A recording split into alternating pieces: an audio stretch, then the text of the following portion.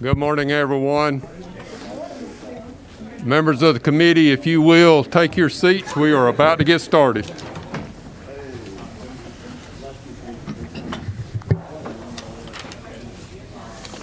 As we open, and I want to ask those who are coming in the back of the room, the media, et cetera, to please keep the noise down to a minimum.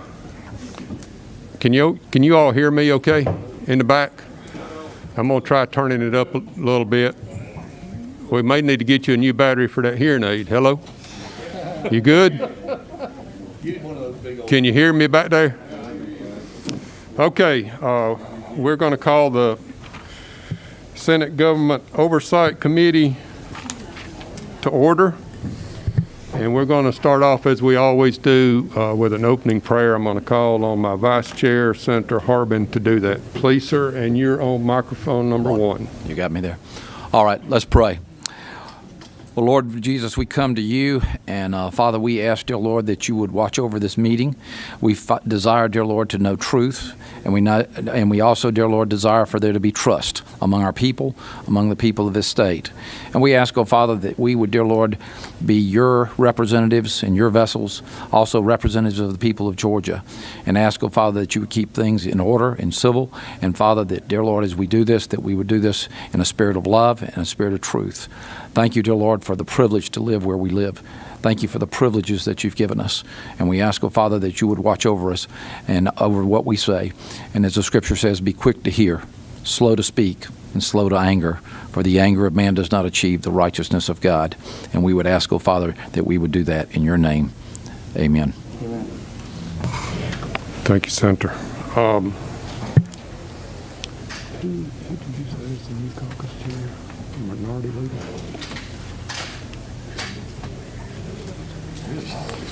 Okay. I have lost my notes.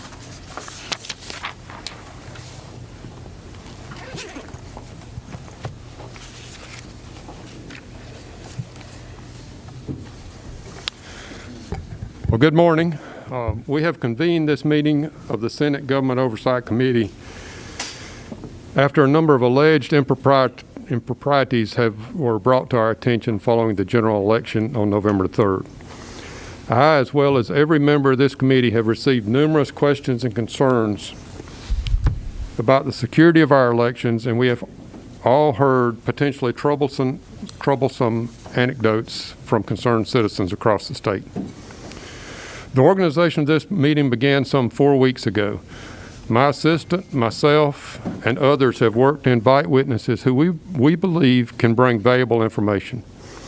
It has not always been easy to reach the witnesses, as they too have been trying to carry out their responsibilities relative to elections. We have done our best to get them here. The purpose of today's meeting is to hear firsthand accounts from election officials from across the state in order to establish the appropriate context for the stories we've heard. While all of us can easily speculate what is and what is not abnormal during an election, I thought it best to hear from the experts who have dedicated a considerable amount of their livelihoods to administering elections.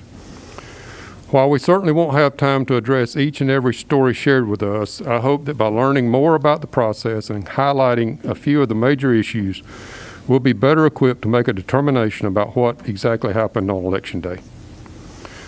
Today, members of the committee will have a platform to ask these officials questions, and witnesses will be given an opportunity to set the record straight and provide us with accurate, truthful answers. While emotions are high and opinions are strong, this meeting will not be a place for hostile attacks or baseless accusations. What has been missing in the discourse surrounding the election up to this point is a true dialogue. Our objective today is to have an earnest, frank discussion with experts on what went right, what went wrong, and ask what the legislature can do to improve our elections in the future.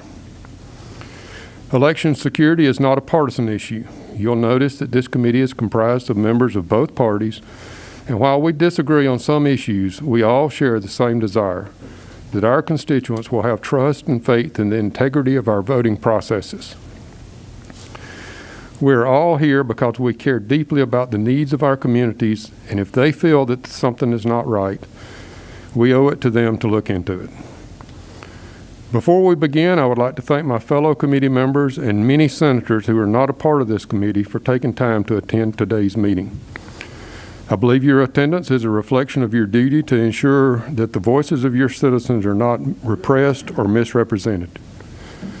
I would like to thank the witnesses for coming to provide us with testimony today.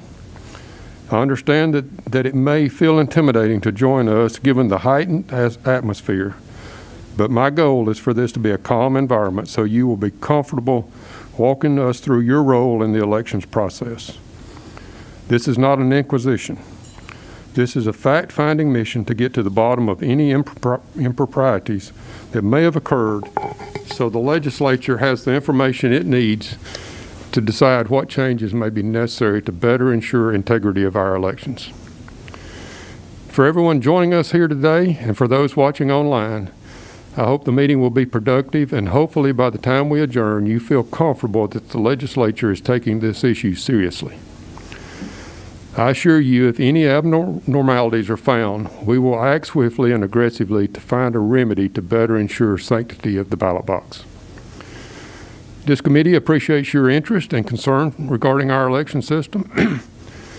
Our meeting notice stated that anyone with firsthand knowledge of problems with the election or fraudulent activity relative to the election may submit sworn written statements of fact. There have been and continue to be many avenues in which you can share your concerns or experiences relative to the election. If you have accessed those portals, there is no need to resubmit. We have limited resources as a legislative body and must focus on facts and not research issues that have already had appropriate attention given to them. These sworn statements will be in the form of an affidavit and must include your name and contact information so you can be reached if needed for further action. For the convenience of those wishing to submit an affidavit, we have forms for your use that are located outside the committee room, and the Secretary of the Senate's office has graciously, in front of the Secretary of Senate's office, as they have graciously agreed to assist us in this. Fill out the affidavit form with your testimony, but do not sign it until it can be witnessed by a notary public. There is a notary in the Secretary of Senate's office in room 353, one floor below us. You'll need to submit a form of identification and swear to the truth of the contents of the affidavit at the time you sign the affidavit. The Secretary of Senate will hold the affidavits in confidence until the completion of the meeting, at which time they'll be returned to the committee for consideration. If you do not wish to have your contact information become a part of the official papers of the committee and subject to the same access as other legislative papers, you can file your affidavit with me personally. Just be sure to instruct the notary to receive your affidavit for Senator Bill Heath individually. Now, there's a few other things we need to address relative to COVID. Masks are required in the meeting room, and I strongly suggest wearing those elsewhere. We want to accommodate the media to the greatest extent possible, but we also want to protect the health and well-being of our committee members. So I have asked the Senate Press Office to facilitate that and to grant access to small groups of the media at any given time, and I would ask for you to not abuse that privilege, or we'll have to remove the media from the room. Of course, you always have access to the press office's feed of the video and audio of the meeting. There are a few additional seats, member seats in the room, and my intention is to allow other senators based on their leadership status to access those seats. So we will we'll have a senator sign-in sheet outside, and to the best of my ability, we will try to acknowledge other senators that are in attendance. And if there's any senators outside that feel like, due to their leadership status, that they should be in the room, we will try to accommodate that. We have a doorkeeper. You can speak with him, Mr. Andrew Abbott. and we'll try to accommodate you to the best of our ability. At this point, I am aware of the following senators in attendance: Senator Cardin Summers, Senator Lee Anderson, Senator Ed Harbison, and Senator Jeff Mullis. We also have in attendance Senator-elect Jason Anavitarte. Okay, as I said, we've been working for about 4 weeks now to arrange witnesses for this meeting, and it has been quite a challenge. I think all of the ones that we've reached out to at one point or another have agreed to be here. There has been issues to come up as we move along, and we'll try to explain those as we work through this. But we have made contact with Fulton County's election office, DeKalb County's election office, the Secretary of State's office, and also Muskogee County Elections Office. And I noticed the majority leader sneaking in back there. Welcome, Senator Dugan. So with that out of the way, we have representatives from the Secretary of State's office, Gabriel Sterling, the Director of Implementation, Ryan Germany, General Counsel, and Chris Harvey, the Elections Director. We thank you all for being here. I see you're short a seat. I don't want you to have to stand all the time. It looks like there is an extra seat between microphone 11 and 12 right there. You've got a seat there. Y'all are welcome to pull those around to be comfortable there. We do have we've got a hard cutoff time for our meeting to end, and that will be at 12:30. That is so that this room can be sanitized and prepared for another committee meeting that'll be in here at 1 o'clock. The intention is to give you ample time to explain what has gone on and to take some questions from the committee. I will advise you that the questions should be directed to me as the chair, and then I will turn it over to the presenter to respond to those, and you guys can choose who is most appropriate to respond. And so we want to have as best of access and as productive of a meeting as possible. And so we do have a little bit of a timeline, but with that, we'll turn it over to the Secretary of State's office, and I'm not sure, podium mic right here. See if this gets, thump your mic. Can you hear me? Yes, sir. Okay. You're good. Thank you. Thank you, Chairman Heath, for inviting our office to this committee meeting and for the opportunity to address the committee. My name is Ryan Germany. I'm the General Counsel for the Secretary of State's office. I've been in that position since 2014. I've had the privilege to serve 3 secretaries: Secretary Kemp, Secretary Crittenden, and Secretary Raffensperger, and it's been a privilege to serve. Today, what I thought I would do, Mr. Chairman, if it is all right with you, is just make a few opening remarks to try to address some of the consistent questions, and then we're of course happy to take your questions. And I think, as you suggested, we have 3 people here. We might have to kind of figure out how to best divvy up those questions when that time comes.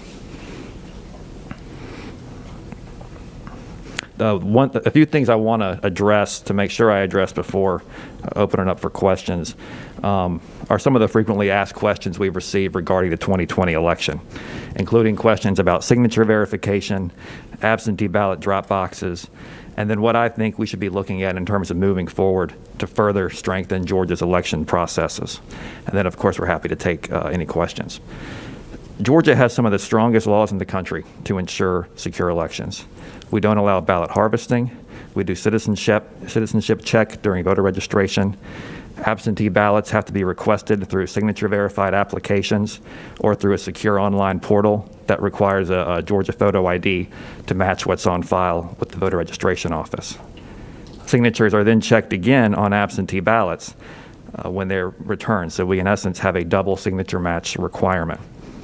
Absentee ballots have to be returned by 7 p.m. on election night, and my job over the past 7 years has been to ensure that those legal protections are upheld under what's been an onslaught of legal challenges they have faced. As those of you in this room know, Georgia has been the epicenter of election litigation in the country over the past 7 years. And we knew going into 2020 that 2020 would be no different. We were one of the main targets of the Democrat Party's 4 pillars litigation strategy. Some of those pillars were to allow ballot harvesting and to extend Election Day past November 3rd by accepting ballots after Election Day. In Georgia, we wanted to make sure that our laws were upheld, including our law banning ballot harvesting and our law requiring all ballots to be received by the elections office no later than 7 p.m. on November 3rd. We felt strongly about this. Not only was extending Election Day past November 3rd, in my opinion, a twisting of the Constitution to try to benefit a preferred candidate, but in Georgia, we're one of 2 states that have general election runoffs. So our election officials have to immediately get started getting ready for runoffs. And as the chairman alluded to earlier, they're busy doing that right now for, of course, some very high-profile Senate runoffs and a PSC runoff on January 5th. Early voting for those runoffs starts December 14th. So, they're busy getting ready for that while they're also completing their recount of the presidential election. Fortunately, from the litigation standpoint, we were able to accomplish all of those goals. Our ballot harvesting statute was challenged, but it was upheld, and a district court judge did initially extend the period to receive absentee ballots past Election Day, but her order was stayed by the 11th Circuit. And that 11th Circuit opinion staying Judge Ross's order that extended the time period to accept absentee ballots, one of the things that the 11th Circuit mentioned was the drop boxes that our state election board allowed. And I know there's been some questions about that. The drop boxes, I have with me here, but the 11th Circuit said that cited the drop boxes as one reason why we didn't need to extend Election Day past we didn't need to receive the receipt. We didn't need to extend the ballot receipt deadline past Election Day. So I think that turned out to be a good thing. I have with me here, I don't know if all of y'all can see it, but I'll hold it up. Our drop boxes are, of course, required to be under 24/7 video surveillance. And each of them have to post a notice that says, notice this location is under video surveillance. Only the following individuals may possess or deliver an absentee ballot: the voter, him or herself. The voters enlist approved family members, mother, father, grandparent, etc. An individual residing in the same household, or a caretaker of a voter with disabilities. And it also cites warning: unauthorized possession of an absentee ballot violates Georgia law and is punishable by up to a fine of $10,000. Or a term of imprisonment up to 10 years, or both. And cites that willfully destroying, defacing, or delaying delivery of any ballot violates Georgia law. This is the notice that's posted on each secure drop box. You may have seen some of them in your counties. Obviously, video surveillance and this notice are higher levels of security than what's required around your usual USPS drop box. And so, we think that the drop boxes worked well. Regarding signature verification on absentee ballots and absentee ballot applications. First, elections in Georgia are run by local communities in each of our 159 counties. Within those communities, elections are overseen by a bipartisan board of elections and registrations, or in the 30-something counties where elections are run by the probate judge, the voter registration and absentee ballot signature verification function are overseen by a bipartisan board of registrars. And there's a reason that elections in each county are run by a bipartisan board. It's to ensure that each political party has a voice and direct supervision and access into every part of the process. These bipartisan boards have hire and fire authority in their counties. They can appoint absentee ballot clerks, and they oversee procedures to ensure that state law and regulations are being followed, including verification of signatures on absentee ballots and absentee ballot applications. we received quite a bit of questions before the election, before the November election, and also currently about whether or not the signature verification process is public. The answer to that is yes. Our Georgia Code states that election officials must perform their duties in public. And what we told people before the election was, it's public. Now that doesn't mean, it means you can be in the room. It doesn't mean you get to look over someone's shoulder, and it doesn't mean you get a vote necessarily. But the bipartisan Board of Elections, they have direct access to everything, including the Republican members and the Democrat members. And they do get a vote. And it's, in fact, they're the people who are charged with verifying that. So it's both public for public observation, and it's open to each political party through direct intervention and oversight through their representatives on each county board of elections or registration.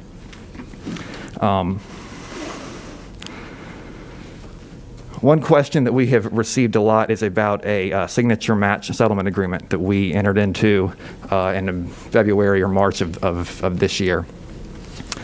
That we entered into a settlement agreement. The Democratic Party, DNC, and I think DSCC had challenged our signature match law, asserting that it was unconstitutional. So, we really wanted to make sure that check was upheld.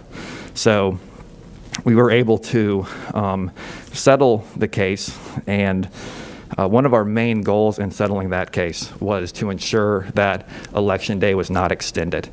We saw this in post-election in 2018 when federal judges, right after the election, ordered counties to go back and do things or allow additional time for things, and we wanted to make sure that didn't happen because we think it's a twisting of our law, and because it's not something that counties really have time to do in terms of good election administration.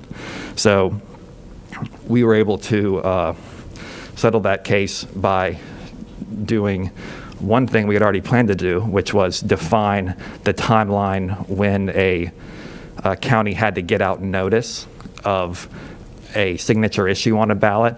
There's a law passed, as you guys well know, in 2019 that introduced a cure period for absentee ballots that had signature issues. That was something that had been going around the country, and for absentee ballots that didn't have a cure period, they were basically getting struck down all around the country. So we added that cure period to make sure that our signature match laws were upheld. The state election board passed a rule that said you have to get out the notice of a signature issue to the voter within 3 days, or if it's within 11 days of Election Day, within the next day, because we wanted to ensure that the voters had time to do that, and we wanted to ensure that judges didn't say at the end of the day, oh, there's not enough time, we need to extend this cure period time past the Friday after Election Day. So we did that, and the other thing that we agreed to do in that settlement agreement was put out an official election bulletin, which that's something that our office sends to counties. It's not a law, it's not a regulation passed by the state election board. It's basically us talking to counties and saying, hey, here's something we think you need to know. Here's our recommendation on how to best follow Georgia law. The first sentence of that official election bulletin said, counties, and I left it downstairs, I apologize, but it said counties are required to verify signatures on absentee ballot applications and absentee ballots on both the signature in eNet, which is our voter registration system, and the signature on the absentee ballot application. And if the signature doesn't match, you follow the process set out in OCGA 21-2-386.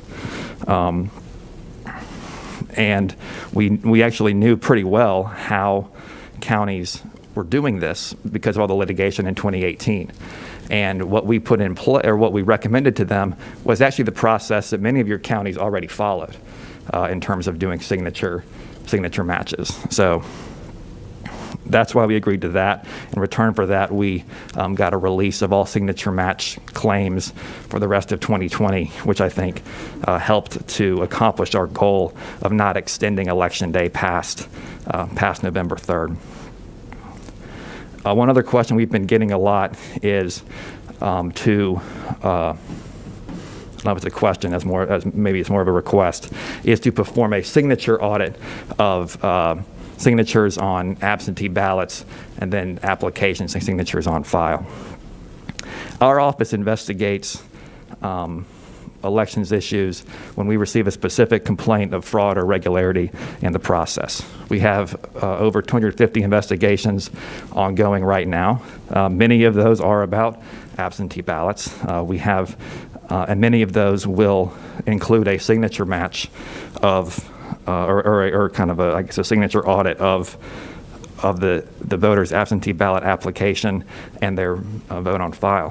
One thing that we have seen come up quite a bit is allegations from individual voters that when they went to vote, they were told, "You have requested an absentee ballot," and the voter said, "No, I haven't." So that's something we've been looking into, and the voter is kind of understandably concerned, "Oh, this is fraud, someone's doing this for me." What we have seen in every one that we have been able to look into so far is the voter was on what we call the rollover list. In Georgia, there's a law that if you are over 65, or if you are disabled, or if you are a military or overseas voter, you can make one request for an absentee ballot and then receive an absentee ballot for the rest of the election cycle. And that's limited to those voters. You have to check the box saying, "Yes, I'm one of these groups and I would like to receive an absentee ballot for the rest of the cycle," with no additional requests. So I think every one of those voters we've looked into was on the rollover list. So the voter was correct that they didn't request an absentee ballot for that specific election, but they had requested one earlier this cycle, and then they checked the box to say, "Yes, I'm over 65, and I would like to receive one for the rest of the cycle." So we open our investigations based off of specific allegations of fraud or irregularity.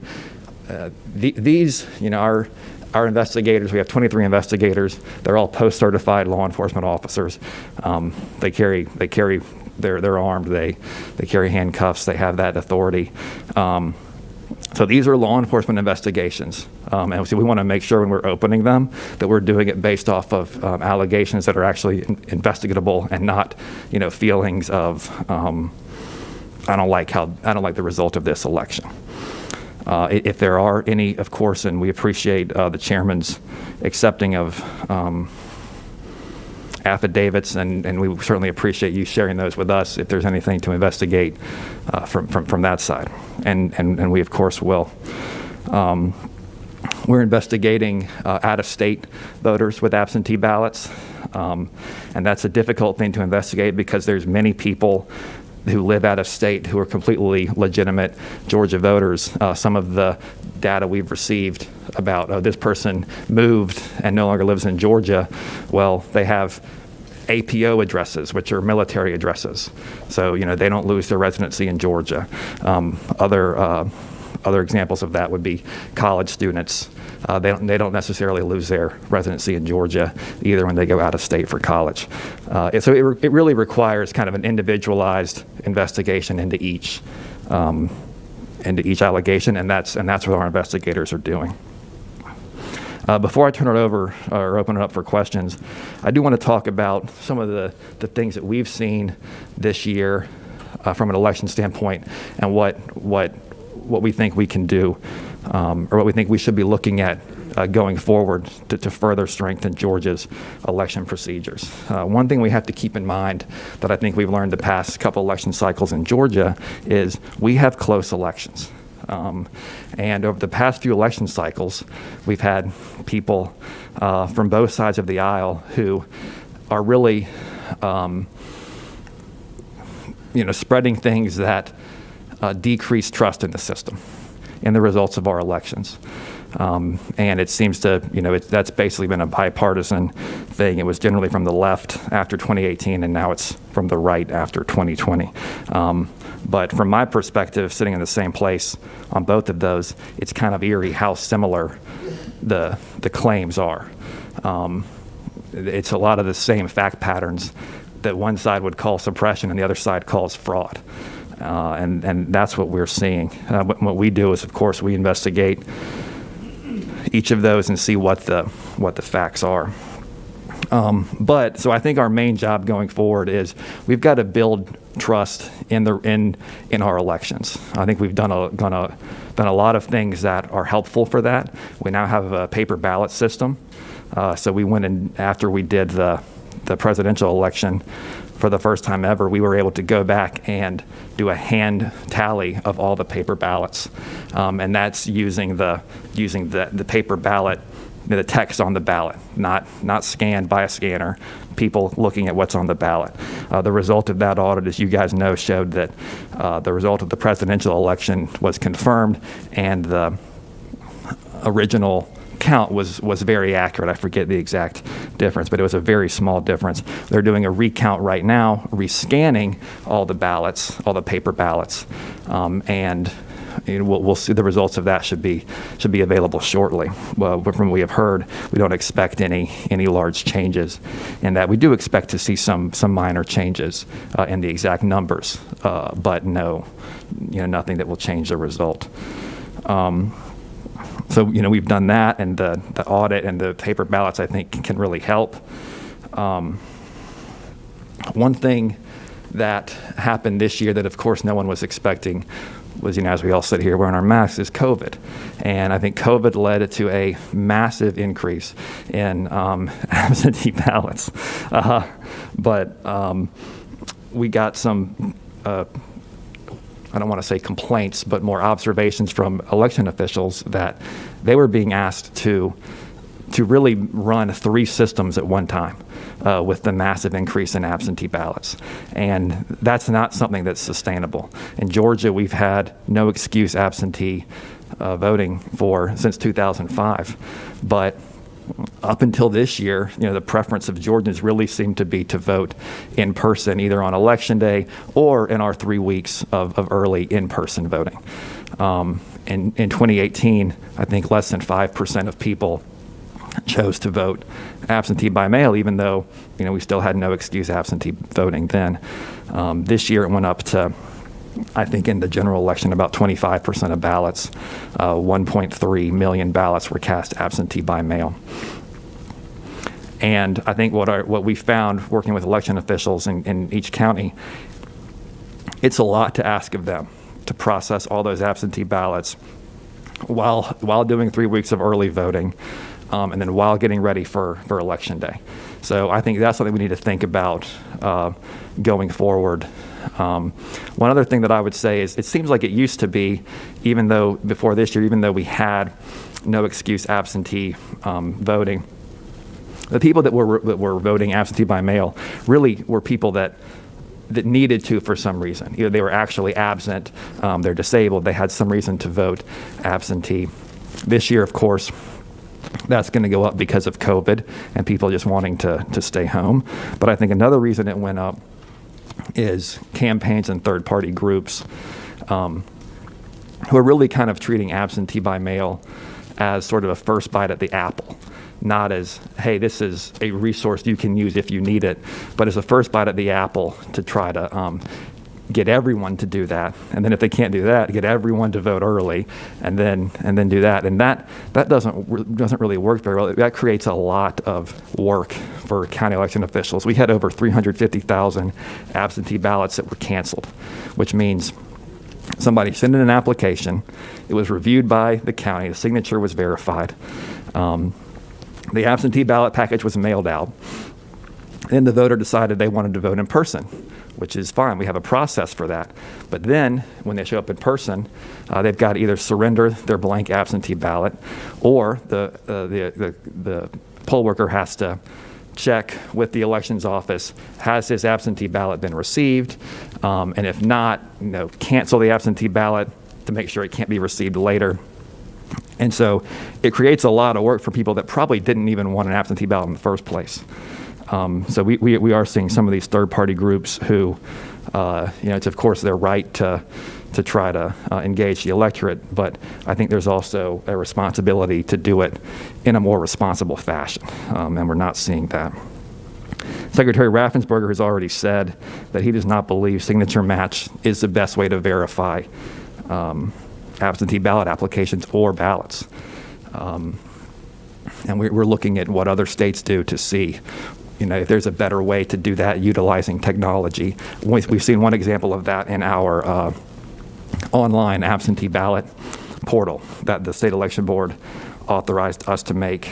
And we've seen similar results with that, kind of like with online voter registration a few years ago, where what we do with that is the voter has to, if the voter's first name, last name, date of birth, and driver's license number matches what's on file, they can request an absentee ballot through that portal.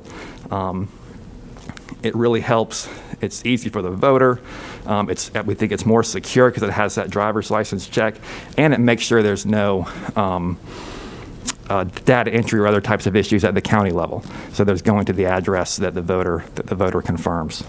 So that's an example, I think, of a better way to verify these, and we'll be looking at what other states do with that as well. One other thing that we've seen, with the huge increase in absentee ballots is allegations of people who are no longer residents here voting here, and I mentioned that earlier. We're investigating that. This is kind of unfortunately out of our hands, or even out of y'all's hands, but there's federal law that restricts what we can do on that front. The way it works right now, based on a law passed in 1993, when we identify that someone has moved, we move them to inactive. They remain on the rolls for 2 general election cycles. That's a long time in this. And it feels like a lot has changed since 1993 in terms of how quickly things happen, how quickly we can get in touch with people. But that law basically still remains the same. So I don't think that's for me, probably.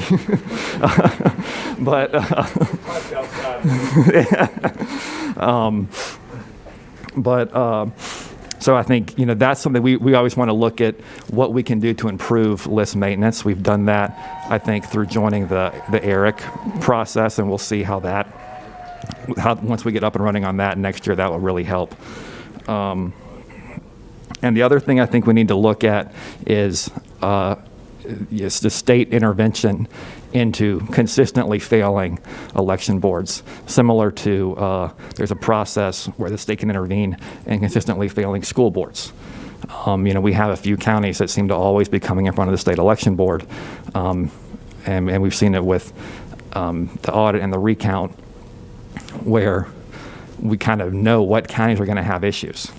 And, as I mentioned earlier, they're run by bipartisan boards who have higher fire authority. We don't have that in the Secretary of State's office. The election board doesn't have that. I think it's a good thing that that elections are run locally, but I do think there should be a process where the state can intervene in consistently failing counties. And I will wrap it up, and I'm happy to take any questions. I don't think I introduced Chris Harvey. Next to me is our elections director, and Gabriel Sterling is the voting system implementation manager. So we might kind of divide up the questions as to who might best know the answer. Okay, thank you. That was very informative, and I want to say that I really do appreciate the Secretary of State's office being accessible to us as legislators. I know that every time that I've reached out, I've gotten prompt responses from you guys, and I have not heard of any legislator who has expressed any complaint about access to the Secretary of State's office. You guys have been very forthright with us, and we appreciate that. I think it goes a long ways towards developing this confidence in the election process that's vital to our democracy. Is that the conclusion of the Secretary of State's presentation? I mean, you guys didn't intend to present, just going to answer questions, okay? Yes, sir. Let me. I trust that there's some questions that committee members may have, and if you will press your button on your microphone, to the best of my ability, I'll try to recognize you in order. But I did want to take just a quick break here to recognize additional senators who have joined us. Caucus Chairman John Kennedy has joined us. Kay Kirkpatrick texted me and said she was watching online. Senator Matt Brass was at the door. I think he is now watching online. Senator Larry Walker, our Vice Chairman, has joined us. So we appreciate that. You guys, anyone else, any other senators that are participating, I'd like to hear from you. We'll recognize you. And I think it's also be appropriate, I wouldn't want to leave out our committee members. I'll just run through that list real quick. All of the committee members are here. Vice Chairman Marty Harbin, our Secretary Elena Parent, Senator Greg Dolezal, Senator Jen Jordan, Senator Sheikh Rahman, Senator Valencia C., our pro tem, Senator Butch Miller, Senator Randy Robertson, Senator Tyler Harper, and Senator Steve Gooch, our whip, is also in attendance. I appreciate you guys being here and being willing to help us accomplish our goals here. I see a message that Blake Tillery is also joining us from his office. I'm not seeing any questions on the screen here. The buttons are not, okay. Well, a button lit up earlier, so I know somebody's button lit up, but I'll just raise your hand if you want to ask a question. I think I saw Senator Robertson first. It looks like we'll go down the list. Let me defer to the pro tem first then. Which mic are you on, 14? 2 or 14? Try that and see. Thank you very much, Mr. Chairman. Appreciate you convening this committee today. Earlier, you mentioned the 24/7 video surveillance of the drop boxes. What has been your experience in retrieving the video surveillance, and has it been consistent throughout the process? Yes, sir. Good question. One of the things that's in the state election board regulation is the video surveillance has to be kept for 30 days after certification or till the conclusion of an election contest, which there are numerous election contests going on right now. And that it has to be given to Secretary of State investigators upon request. When we just renewed that law, we added to the public at basically the least prohibitive cost possible. It's always been a public record, and public has made open records requests and have received it. We have requested it as well. For certain investigations, we received a complaint in Cobb County regarding suspicious activity around a drop box. We requested the surveillance. We're able to get it very quickly and review that time period at that specific drop box, and found that there was not anything kind of untoward that happened. And then what we have, so anytime we've requested it from a county, we have received it. I know Fulton County had some issues at the very beginning, having everything up and running back in the primary, but those seem to have been resolved. What I have told people who are making public requests, if you make a request and you're not receiving it, let us know, because that's something that we want to make sure they're publicly available. And a few people have taken us up on that, and then we've requested that tape directly from the counties, and I believe we're in the process of getting some of that. One thing that people want to know is, did people close the drop boxes on time? There's been a lot of requests for that, 7 p.m. on election night. and later to Next to make sure they close them on time. We told the counties beforehand, you got to make sure you close these on time because, in this day and age, as we all know, everyone's going to have their phones out. In addition to the videos, they're going to have their phones out watching it. So you better make sure. And the indication that we have is that they did. We've requested some video surveillance from certain counties to confirm that. But we have not seen any instances of that, of keeping them open too late at this point.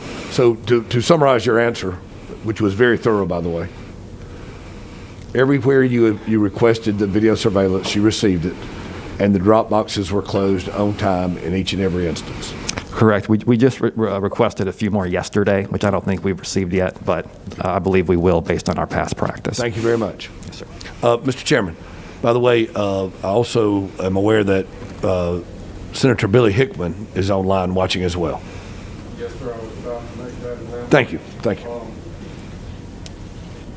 Okay, kind of stick with our some sort of protocol here. I think I recognize Senator Gooch on microphone number 3, our whip.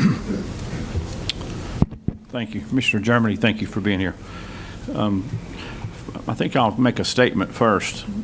And I have a lot of questions. I don't think I'll be able to get to them. In fairness to all the other committee members, I think we want to get everybody's questions in. But We're my happy to questions will follow up, probably be later, similar to Senator. theirs. But, I live in a very conservative Republican dense area in North Georgia. I represent about 200,000 constituents in North Georgia: Forsyth, Dawson, Lumpkin, White, Union, Fannin, Gilmer, and Pickens.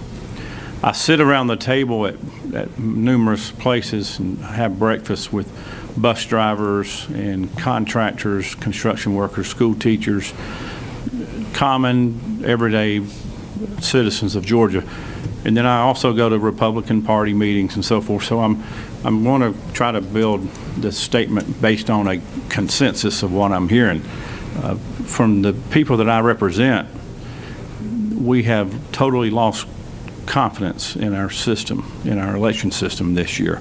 Maybe that's not a fair statement, and I'm not directing that to you or That's how to they the feel. secretary. That's how they feel. That's how they feel. And I think we all have a duty as elected officials that represent them. I'm their voice, and I'm here today on behalf of those citizens. I have a duty to let you know that this issue isn't going to go away unless we make some changes. And I've already heard you go through a list of about 12 things that you or Secretary Raffensperger has indicated he feels or you feel needs to be looked at or adjusted or modified. And I'm wondering why we haven't already done that. And maybe you've asked for those changes in the past. I don't know, and we're not going to be able to go back and change the past, but we've got to establish trust in our system immediately. We have an election coming up on January the 5th. And so one of my questions is, what can we do to reassure the citizens of Georgia that this next election is going to be a fair election? Not that the other one wasn't, but a lot of people feel that it's not fair and that there was fraud. And you've already indicated there's multiple cases of fraud being investigated. How do we know there's not more? How do we know there's not widespread fraud out there? Have you initiated any kind of forensic audits on the machines? I've heard a lot of comments about the Dominion machines. What kind of external or internal forensic auditing can be done or should be done? Should we bring in the GBI? Should we bring in a third-party computer scientist to look at the software programming of these machines? I'm hearing a lot of things out there, and I don't know, honestly, I can't tell you what's true and what's not true about it. I'm very concerned about the what I'm seeing in Georgia. I've never seen this before. I'm 53 years old, but I've never seen the kind of mistrust that we seem to have at this time in my district. So signature verifications. Why do we have them? How did we get here? I understand you said there was a consent agreement that you agreed with the Democrat Party as part of that lawsuit. Was the Republican Party contacted on behalf of that agreement before you signed it? I'd like to hear more about that if we had time. The ballot harvesting, you say it's against the law, but I'm hearing all kinds of rumors that ballot harvesting does happen, not only in Georgia, but across our country. What do we do to stop it? How do we investigate it? And what do we do going forward to make sure it doesn't happen? We do have a few investigations open into ballot harvesting, and if you have anything that we should be investigating, please let us know. If your constituent says something, please, pass it on, because a rumor doesn't help. But what we can do that I think will help build trust is, okay, I'm hearing this. Tell us what it is. We can investigate it and then see if there's something to it or not. The ballot harvesting investigations that we are having right now, there seemed to be some confusion in a couple South Georgia counties where candidates themselves were actually going around doing ballot harvesting, and that's subject to investigation right now. I'm glad you asked about an audit of the machines. That's something that we've already done. We had a independent voting system testing lab come in after the election and audit a cross-section of our machines. I think we've released those results to you guys, but I'm happy to recirculate them. And what they found was, no, the machines were working exactly properly. The software on the machines is exactly what's supposed to be on there. There's a thing called a hash value where we know the expected hash value. If someone gets in and changes something, then the hash value is not going to match. And you can't, if you're going to have any kind of code or something like that, then, or any kind of virus, the hash value is going to change. So they go in, they check the hash value, make sure that it's what we expect, and it was in every instance. The other thing that I would say on the machines is the machines, as you guys know, scan ballots through a QR code that represents the voter's selections. There was a lot of allegations before the election. Oh, how do we know that this is going to be accurate? So what we did, when we did 100% manual tally in our audit of those ballots, that manual tally is based not off the QR code, but off of the text on the ballot of the candidate's name. I mean, that proves that what was scanned matches what was printed on those ballots. Can I ask a couple, just yes or no? And I will do that. The voting machines, when you go in and you punch on the touch screens that I'm going to vote for a president candidate A or B, do any of those machines have any connectivity to the internet? No. Do they have a USB connectivity? They have USB connectivity in the sense that that's how the machines are loaded, but then that's sealed prior to, like, when they're in use. So you can't, no one has access to it. So do those machines get used to tabulate the votes, or is it just through the scanner? The touch screens are just used to print a piece of paper. Okay. That's it. And then when you take the ballot over to the scanner and you scan it, can it spit the ballot back out and then you put it back in again? Or does it go in and it drop in? Because I'm speaking Yes, sir. from, okay. So my personal experience is that once it goes in, it drops down. It doesn't come back out. Correct. I've been told there's cases where the ballots have been rejected multiple times and they go back in, come back out, and go back in, and that some of those machines could be programmed to count those multiple times. So, there's been allegations of that in Michigan, I think I just saw, or maybe it was Arizona, one of these other states. So one thing that I think was good about Secretary Raffensperger ordering the audit of the presidential election, the fact that hand count of each ballot almost exactly matched the machine count proves that didn't happen. Thank you. If you're going to scan the same ballot multiple times, you're not going to get the same count when you do a hand count. Okay, these are good questions, and we've got like 2 hours left. I'll get to it. I think we're going to have some folks that are not going to be able to be here today, so we've got a little bit more time, but I don't want to take it too much of your time because I know you all got work to do as well. But I wanted to go down to our minority party members. I think I saw some hands down there when I asked for questions. Let's see, which year on number 7? Number 7. Let me get you lit up here. Senator Parent, you're recognized. Thank you, Mr. Chairman. Thank you so much for being here, and thank you for I know that all of you have been putting in really long days for a long time. So thank you so much. And also, I'm sorry that you personally and other elections workers have come under verbal and other attacks, which obviously none of us think are appropriate in any. If you will, pull your microphone closer. I'm afraid if I keep turning it up, we'll get a lot of feedback. Can you hear me? That's better. None of us think that that's appropriate in any sense. So thank you for all your hard work. So you said that you have about 230 investigations open? Or some are closed? Yeah, a little more than that, yes, ma'am. Have any resulted in issues that would suggest any widespread fraud in the presidential election? What we are seeing so far is what I would kind of call the normal amount of, I don't think fraud's the right word. I like to think about it more of kind of legal votes or illegal votes. Sure. We have about 300 instances of alleged double voting, people that voted absentee and on election day. So we're looking at that. That's significantly down from what happened in the primary based on some protections we put in place. We have about 70 instances of potential felon voting. So that's what we're looking at. But no, we have not seen anything that would suggest widespread fraud or widespread problems with the voting system. No evidence that the machines switched votes? Correct. No evidence that the wrong winner was declared of the presidential election in Georgia?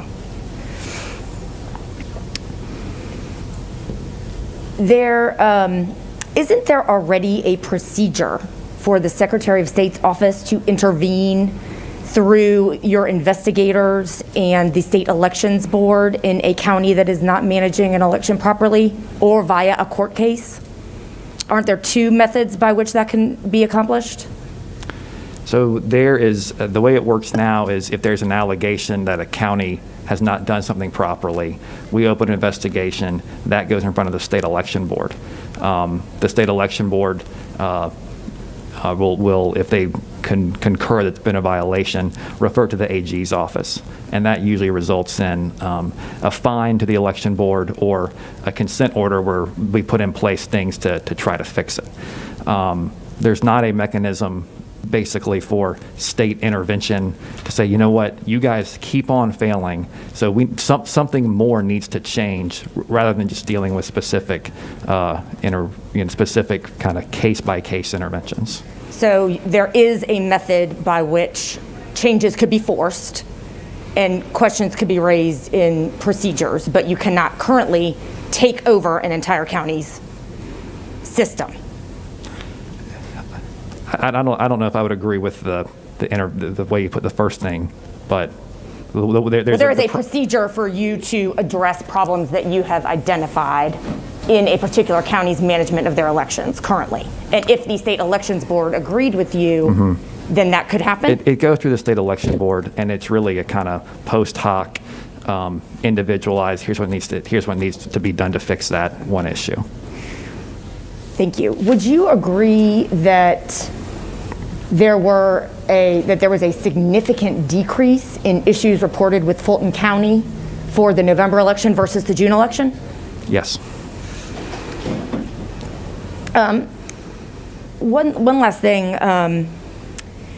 Is it not the case? I understand your characterization of the left questioning elections after 2018 and the right after 2020. But I want to just raise something and ask you and push back a little bit, because is it not the case that there were lawsuits filed that federal judges agreed with that were showing that eligible voters were unable to cast ballots after 2018, and indeed we changed the law to reflect that right here in 2019? And that here there have not been successful court challenges or evidence raised in the same fashion. Would you agree with me? No. I would say that in not one single one of those cases after 2018 was a single eligible voter shown not to have been able to vote. You're correct that some federal judges entered some relief. There was a bunch of court cases brought this year. Some federal judges entered some relief. Then it was stayed by the 11th Circuit.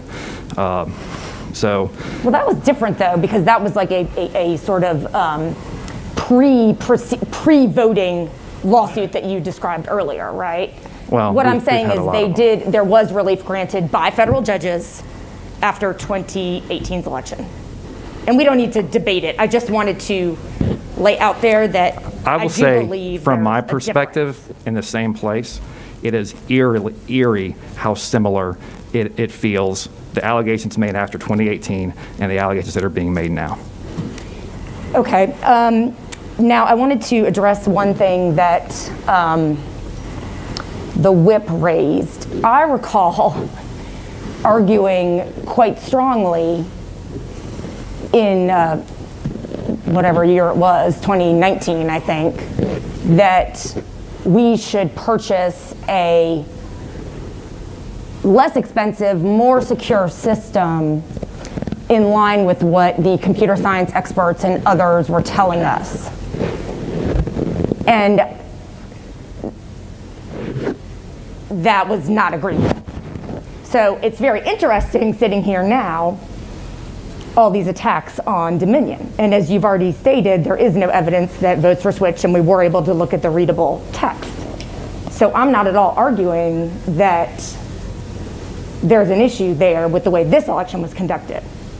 But I want to tell the whip, I still believe we could have gotten a less expensive, more secure system. And to the extent that anyone wants to discuss that in the majority party, I would be happy to do so. Okay, thank you. Thank you, Mr. Chairman. You're welcome.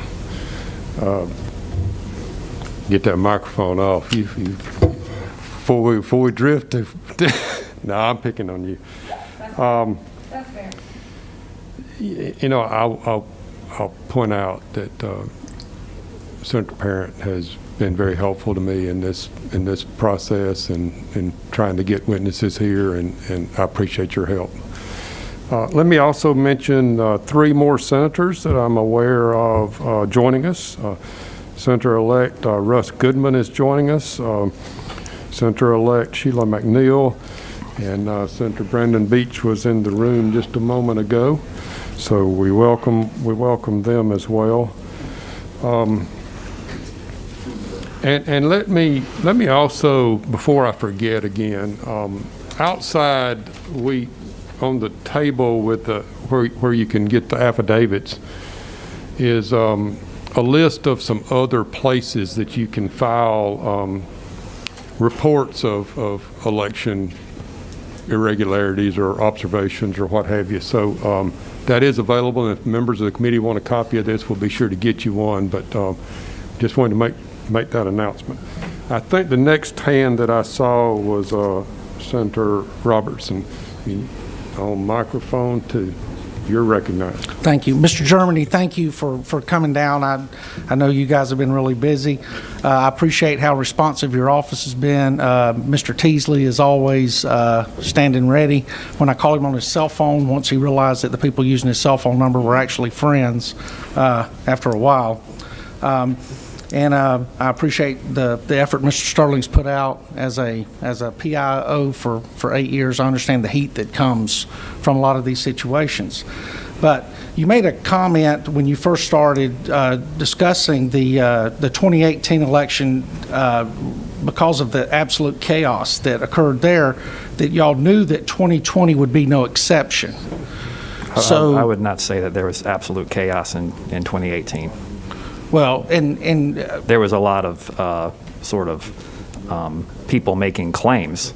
Right. But in terms of the election process, Right. I would say that it was very orderly and regular. And I'm thinking inside the silo, it always seems that way. Out amongst the individuals that vote, the constituents that we represent, it's a little more chaotic than that. And I think even today we can say that.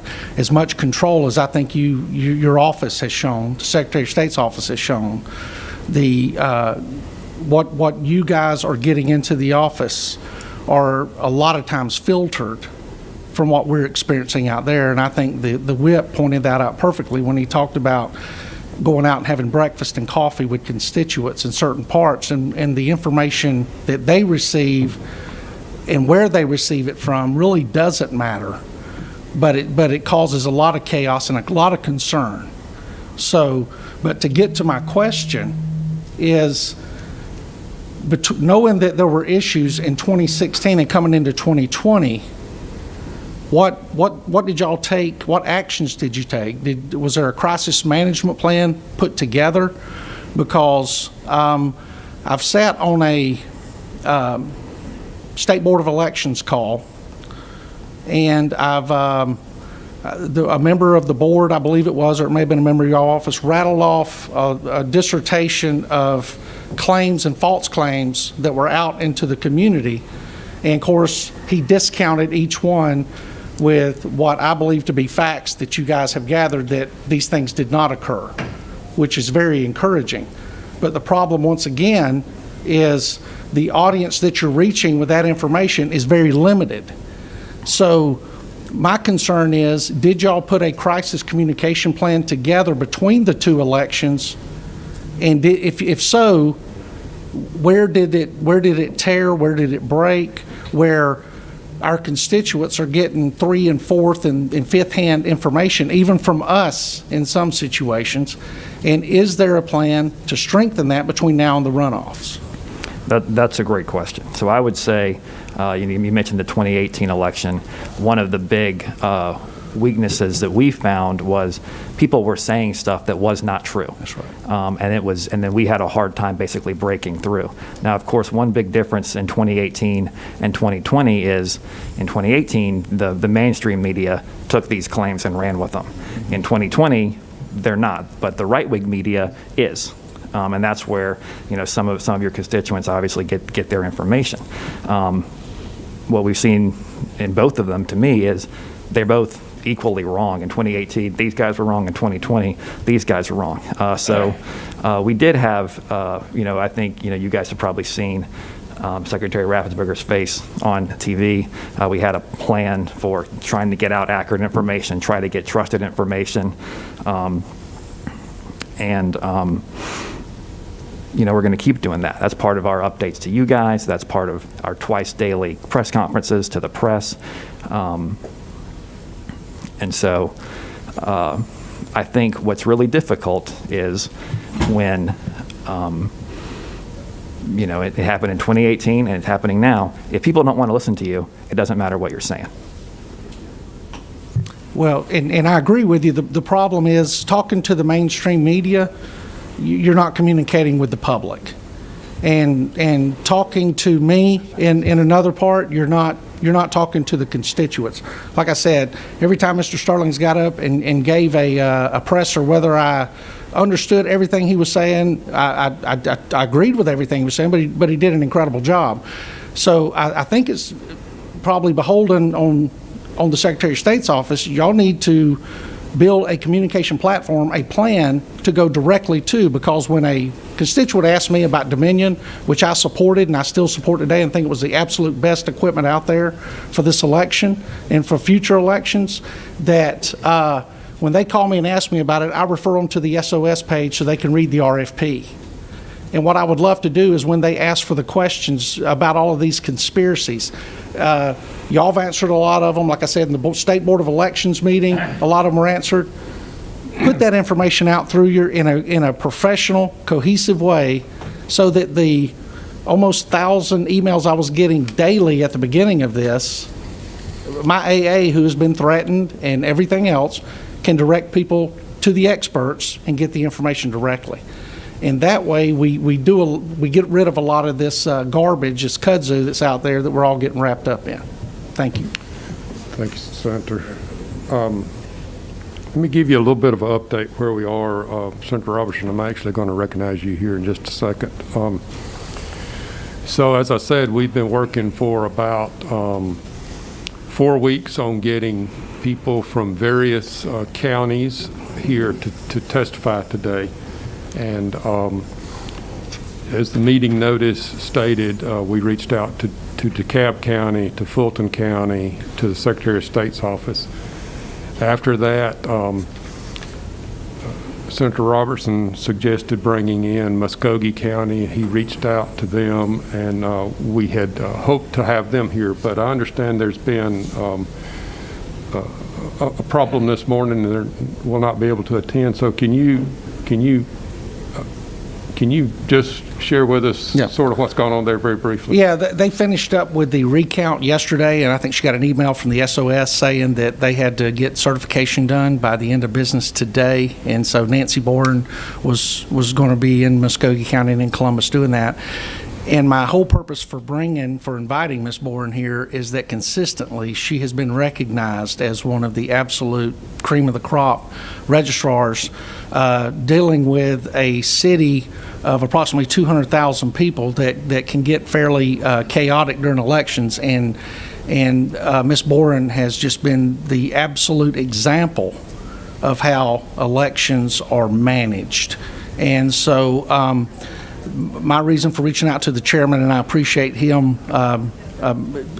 agreeing with me, was to have a standard shown so that we could see those that are failing to reach that standard a little clearer when they talked about how they ran elections. And I do apologize, but as professional as she is, she follows advice and she follows the rules and regulations. And I just appreciate her agreeing to start with, but I completely understand why she wasn't able to be here. Thank you. Nancy Boren is undoubtedly one of the best election directors in our state.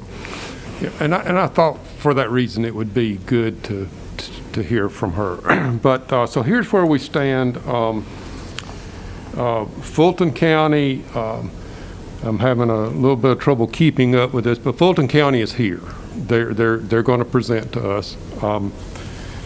We had 3 hours allocated for our meeting. We're approaching an hour and a half into the meeting. My plan is to continue. If you guys will give us another 17 minutes, we'll continue with some question and answer with the Secretary of State. Then we're going to bring in Fulton County. We'll go through the same process with them. Senator C., you had asked to be recognized. I want to get your questions, if you will, and then I've got a few that I think would be good for the whole that I'd like to pose. So, Senator C., you're recognized. Thank you, Mr. Chairman, and thank you first and foremost for requiring masks in our meeting. I really do appreciate that, and I thank you all because it makes a world of difference when you're talking nationally how Georgia looks. But I want to take us back for a second. I was elected to the House, and I got my training. And I came to the Senate, and that's the year that Georgians elected a Democratic Senate, but a Republican governor, who was Sonny Perdue. We can't forget we got 4 switchers that changed the voters' input at that time. The voters had elected a Democratic Senate, but we had 4 switchers to switch, and that made it Republican. Through that era, I've still been here, but one of the things I heard in your presentation or somebody mentioned about the big change, I know Clayton County, where I live and represent, is part of that change. I want everybody to know we worked hard turning out the vote in Clayton County. Terrell Starr, if you remember him, Bill Lee, strong Democrats. Clayton County is strong Democrats, but working the grassroots and working hard, turning out the vote, helped get us to where we are today. I hear fraud and innuendos and all these other things, but the real deal is work, turnout, makes a huge difference when you can wake folk up and give them a reason to understand how important the vote is to all of us. I just wanted to make sure that you all know that I really appreciate what you all are doing, because I have been part of leadership in a lot of national, because I started on the school board in Clayton County back in the 90s, where I met and built relationships And to have those folk texting and calling me, talking about Georgia, gives me great pride, and you all play a big role in that. But all the innuendos, we didn't go through all of that when we got four switchers to undo what the voters had done in terms of it. Well, some of them didn't get reelected the next cycle, but we had a strong Secretary of State with Kathy Cox.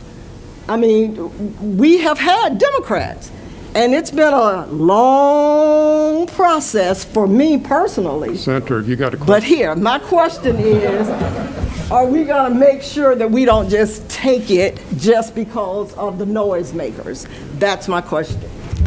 I would say we're doing the same thing that we have been doing since 2018, even before, when people have started, challenging the accuracy and the results of our elections. So we just have different people mad at us right now. Thank you for your integrity. Okay, I want to move as quickly as I can. I'm going to take a little bit of chair's prerogative. I think I got some questions that'll be beneficial for the public to hear your response to. So to try to move quickly, I'm going to sort of rattle these off at one time. We don't need a lengthy answer, but I think these are. That's the second time someone said that today to me. So talk, if you will, just talk to us once again about the signatures required for absentee ballots, how that process goes about to get an absentee ballot, and how that ballot is verified, if you will, when we receive it. And I think that what you said was there is a bipartisan election board, and those people have an opportunity to review those before the envelope is opened. And if they challenge it, it goes into a challenge pile, and there's a cure period for that. But I'd like for you to run through that real quickly. I think it's also important, sort of relative to that, for you to mention the My Voter page, how people can check the status of their absentee ballots, whether they've been received, or if perhaps someone has voted on their behalf prior to the election, if that happens.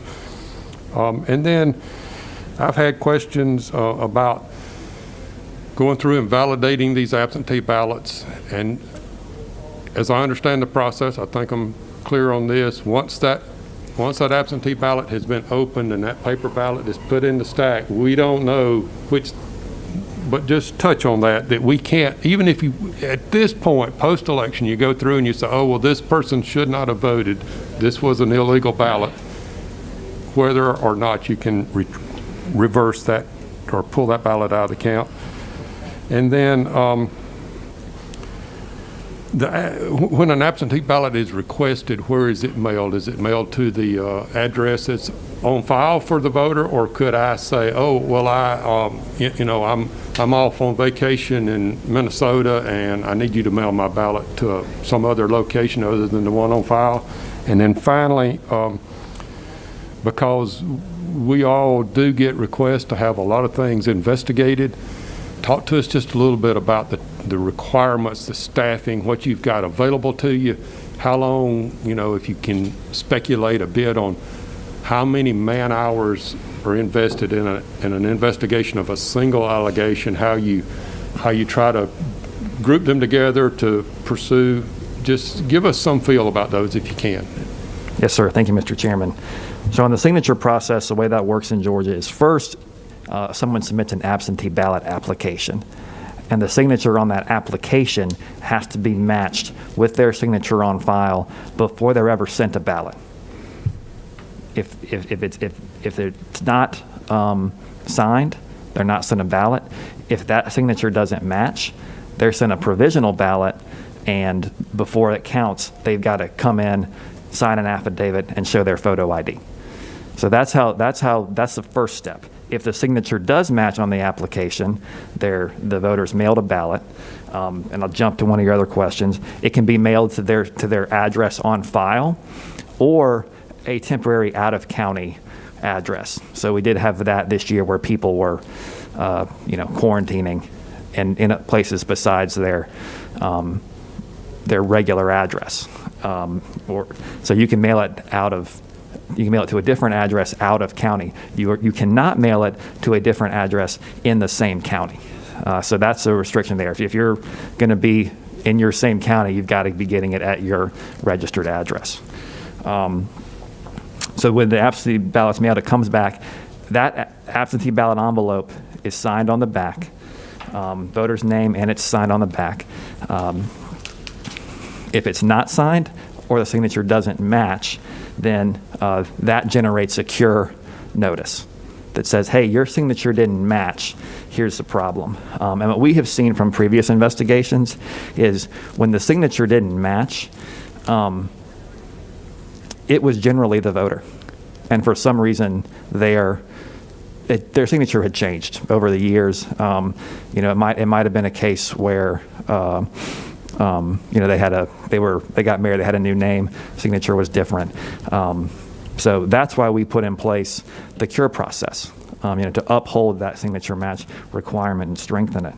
When the ballot comes back in, it's matched off of all of the signatures that are available, especially if there's a question. For most of them, there's no question. You look at it, it clearly matches. You're good. If there's a question, then you expand it and you look at everything you've got available to see what's going on here. And that could be the application, the signatures on file, other signatures they might have. So that's how that works. And then once it's matched, you're correct, Mr. Chairman, the envelope is separated and it's kept, and they're available. They're kept for 24 months. And the ballot itself is in another envelope that's not marked, and that's separated and sent to basically to get ready to be counted when that time comes. And that's because we have a constitutional right in Georgia to a secret ballot. And so they verify that it's you, and then they separate your ballot so they don't get to see who you voted for. Talk about the My Voter page. Yes, sir. The My Voter page, if you go to mvp.sos.ga.gov, you can look up where you're registered to vote and your precinct. You can also look up your absentee ballot status. It tells you if you've requested an absentee ballot, if the application's been accepted yet, and then when you mail your ballot back in, it tells you if your ballot's been accepted. So you can check that, whether you vote, and that's the case whether you vote by mail or early in person. You can go check and make sure, okay, yeah, here I am as having voted. The other thing that we put in place this year is a system called ballot tracks you could sign up for and say, I recommended this to my parents and my wife who voted absentee. They were getting concerned about, didn't my absentee ballot count? They signed up for ballot tracks. Right when it got accepted, they got a text saying, hey, your ballot's been accepted. So you're good. So you can sign up for that process as well. And all of those things, help increase security and confidence. People can know this is what this is how my vote has been treated. And all this is a bunch of individual votes put together. And so, to constituents that are concerned, I would say sign up for these things. Sign up for ballot tracks if you want to vote absentee. So you can make sure, that how your ballot's being handled. Talk to us just briefly about the investigation and that burden or workload, if you will. We have 23 investigators. Since the November election, we have opened over 250 investigations. In voting, it really does require individualized inquiries, and you see things on Twitter generally about, here's what I found, and it's kind of a list without an individualized inquiry. To do a real investigation, you've got to, we talk to people, we talk to the people involved. If it's an out-of-state voter, we go to the address they say is their home address, and we see, are they associated with that address still? So those are the things that we're doing, and it is time-consuming. We do triage them to try to, get the most sort of important ones first, and we'll continue to do that. Our investigators are working as hard as they can to make sure that everything that's questionable is investigated as quickly as possible. Thank you. Is there anything that I mean, clearly the legislature is not in session. The appropriations process has taken place and been approved, but is there additional resources that, well, let me do it this way. And I know that we have, or I feel like we have extended that opportunity to the Secretary, but if there's things that the legislature can do to help out in the meantime, please let us know. Thanks, sir. So in the interest of time, I've about used up the rest of the time. Senator Dolezal had asked to be recognized, and I wanted to go to him. We are trying to move to Fulton County at 11, so try to prioritize as best you can. Thank you, Mr. Chairman. Which microphone? You 5. Thank you, Mr. Chairman. Thank you, Ryan. I'll go quickly. Do you know what hash algorithm was used on the machines? Was it MD5, SHA-256? I know it's probably out of your depth. I believe it was SHA-256, but I'll have to get with you individually to confirm that. Was the entire drive hashed? I'm going to have to get Maybe some different people with you. Fair enough. Unless the entire drive was... I'm the lawyer. Understood. Unless the entire drive was hashed, unless you had source code to review, what we've done so far is inconclusive. I'm happy to send you that, and then we can take any feedback to improve those techniques going forward. What's the first line of review for the signature match? Who is the person or group of people who review a signature in an elections office? Good question. So those bipartisan boards I mentioned, they have the power to appoint elections directors like Nancy Bourne in Muskogee County, and then absentee ballot clerks. So it's handled at a staff level in each county. And what type of training do they have? The way training works in Georgia is we train the county election directors, and then they train their staff. We did provide GBI training to every county elections director on signature matching at the end of last year. I think I've expressed some concerns about your settlement agreement, but one thing that's in the settlement agreement that has not been mentioned anywhere that I've seen is that you agreed to allow and consider in good faith providing county registrars and absentee ballot clerks additional guidance and training materials to follow when comparing voter signatures that will be drafted by the political party committees. And to clarify who the political party committees are, the Democrat Party of Georgia, the DSCC, and the DCCC. So they did submit additional guidance for us to consider. We considered it and did not send it to counties or utilize it for training. Thank you. Could you get us a copy of that? Sure. Thank you. Was there electronic software available for signature match, and was it used, or were there any counties that did not use it? It's my understanding that the Fulton Republican Board of Electors did not certify the election, primarily because the electronic tools that were available for the signature match were not used. I know Fulton County was looking at what they could do electronically. There was nothing prohibiting them from using electronic means to check signatures. I know they were trying to do some additional things where they wanted us to give access to bots to the voter registration system to do some of that work, and we said, no, you can't do that. But there was nothing prohibiting them from doing electronic. Do you know if they actually did electronic signature verification? At one point, they were considering it. I honestly don't know if they executed. I think they did not. Is what I've heard about the Republicans not voting to certify because of that in Fulton County accurate? I've not heard that. We know they did not vote to certify. I had heard the reasons were, some concerns about absentee ballot signatures. We're going to have investigators follow up with them to see what specifically, so we can investigate those issues. You mentioned earlier, and I wrote it down, that it's a lot to ask of these election officials to go through the volume of absentee ballot signatures we've asked them to go through. And you mentioned that the Secretary does not think that signature match is the best way to verify somebody's identity. Given those two things, and given really the massive shift toward ABM in this election in particular, it resulted in 1.3 million signatures having to be approved. Why not look at the signatures and have a third party look at the signatures to help guide us and help inform us as to whether or not your assertion is accurate, that it is a lot to ask of them, whether the Secretary's assertion is accurate, that it's not the best way, and to give us the tools in our tool belt so that we know looking forward whether we got it right or whether we need to change it? So we are looking at that from any kind of individualized specific complaint that we get. We're looking at it. I think what people are asking us to do is let's just look at all of them, all the 1.6 million, because there are some that weren't returned. Frankly, I'm not sure that's something we have the authority to do. I don't think that's appropriate because we open our investigations based off of actionable complaints, and I think when we do, as we do that, we will get information that we're happy to share about how this process worked. To date, how many signatures have you all reviewed? So we haven't got to that part yet. We are first we get a complaint.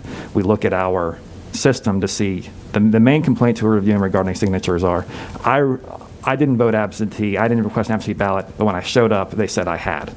So what we look at is say, okay, did they actually request an absentee? Like I said, what we've seen almost every time is they were on the rollover list. They had requested one earlier in the year, and they got one for this year because they had requested it, and they were in that bucket. And then I believe we have also, then we go to the county and say, hey, give us these documents. So that's where we are to do the signature match. Give us the envelope, or give us the voter registration stuff on file so we can look at that. Actually, it wouldn't be an envelope, it'd be an application. But give us those documents so we can review them.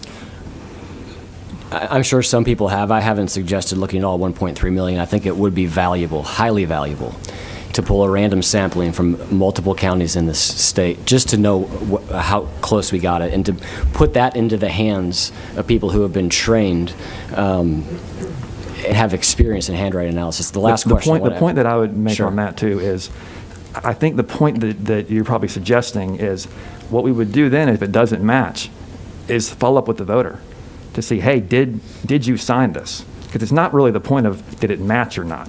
The point is, did that voter sign it or not? Well, the point is that they should have been sent to provisional ballot. That's the point, is that ballot should not have been accepted, and that ballot never should have been counted. The point would be is that the system failed us, and we have potentially, to your point, we don't know conclusively, even if the signature doesn't match. What we do know conclusively the signature does not match is that should have been a provisional ballot, not a ballot that was accepted. You mentioned earlier that we send ballots out of county if you move out of county. I pulled for the 3 counties who were supposed to be here today, Fulton, Muskogee, and DeKalb. We had about 20,000 ballots from those 3 counties alone sent out of state.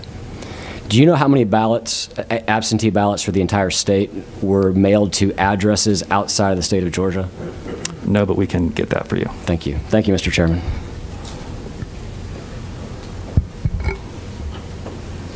Okay, here's where we are. As we said earlier,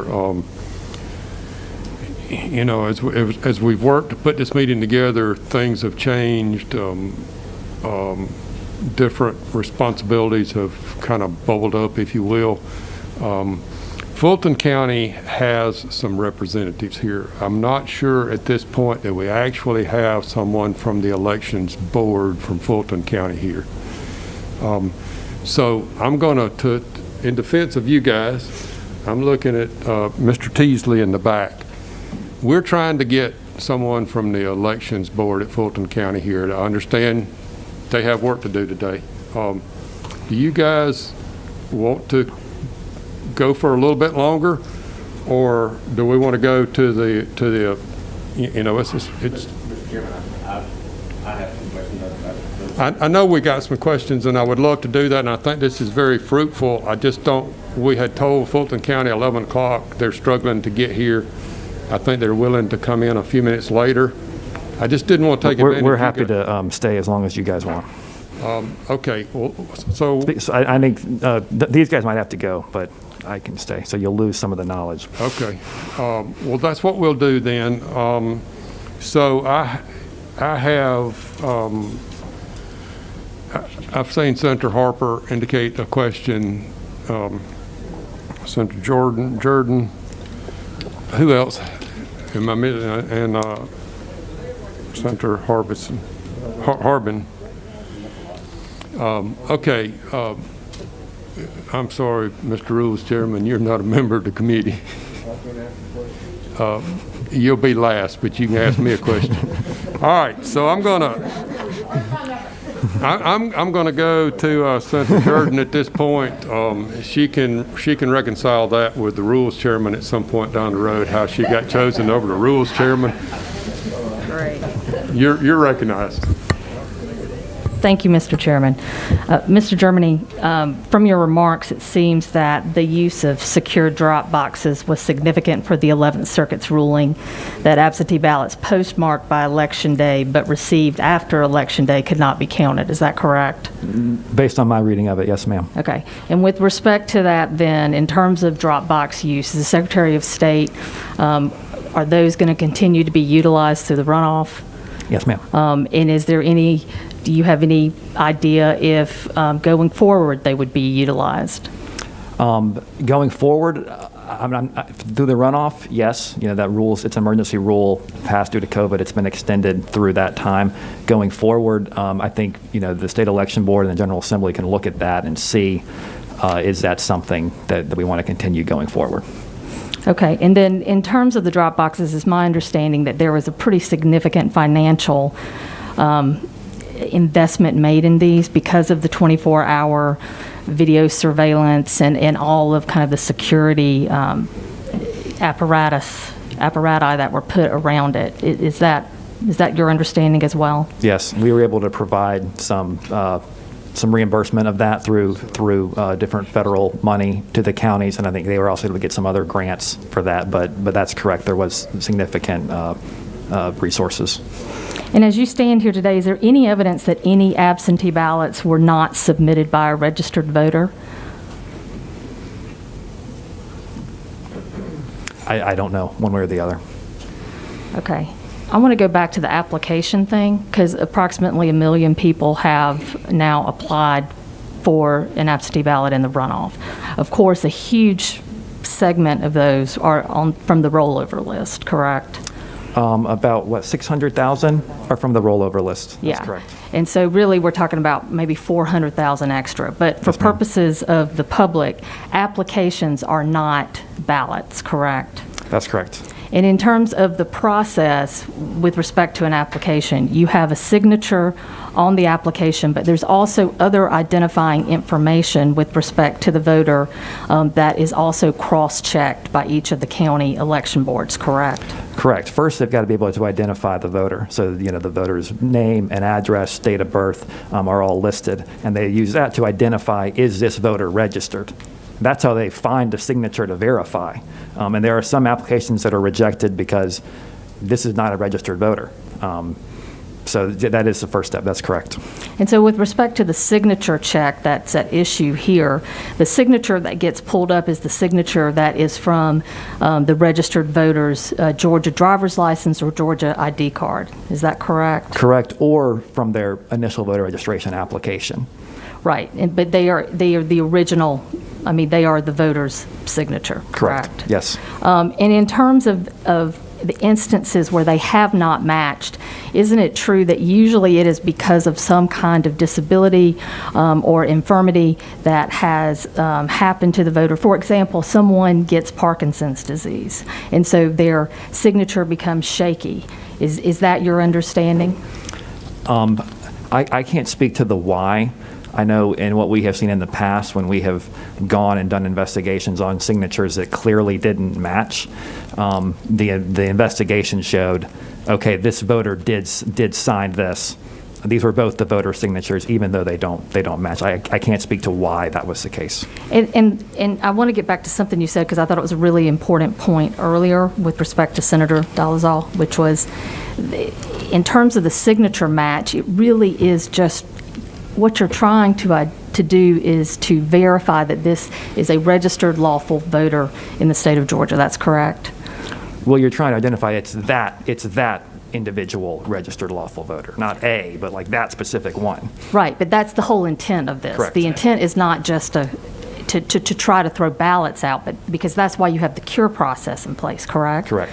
Because even if the signatures don't match, there is a process where the county elections board then reaches out to the putative voter and says, look, we don't know if this is you or not. You're going to have to come in here. You're going to have to sign an affidavit. You're going to have to show us your identification, correct? Correct. And we expect this year, because this is the first, real election that has been in place, that we will see a lower amount of rejected absentee ballots due to that cure process. And I think that's a good thing. And so just to kind of close the circle a little bit on this application thing, because there's been a lot of misinformation out there that somehow these are votes that someone's collecting and sending into these various county offices. These are applications where individual voters have to provide identifying information and a signature that then is used to verify whether or not they are a lawful voter in the state of Georgia, correct? Correct. And at that point in time, an absentee ballot would be sent to that voter. And if that voter sends that absentee ballot back, then there is another check on the signature to make sure that that signature matches the application, but also the signature that is in the state system. Is that correct? Correct. Thank you.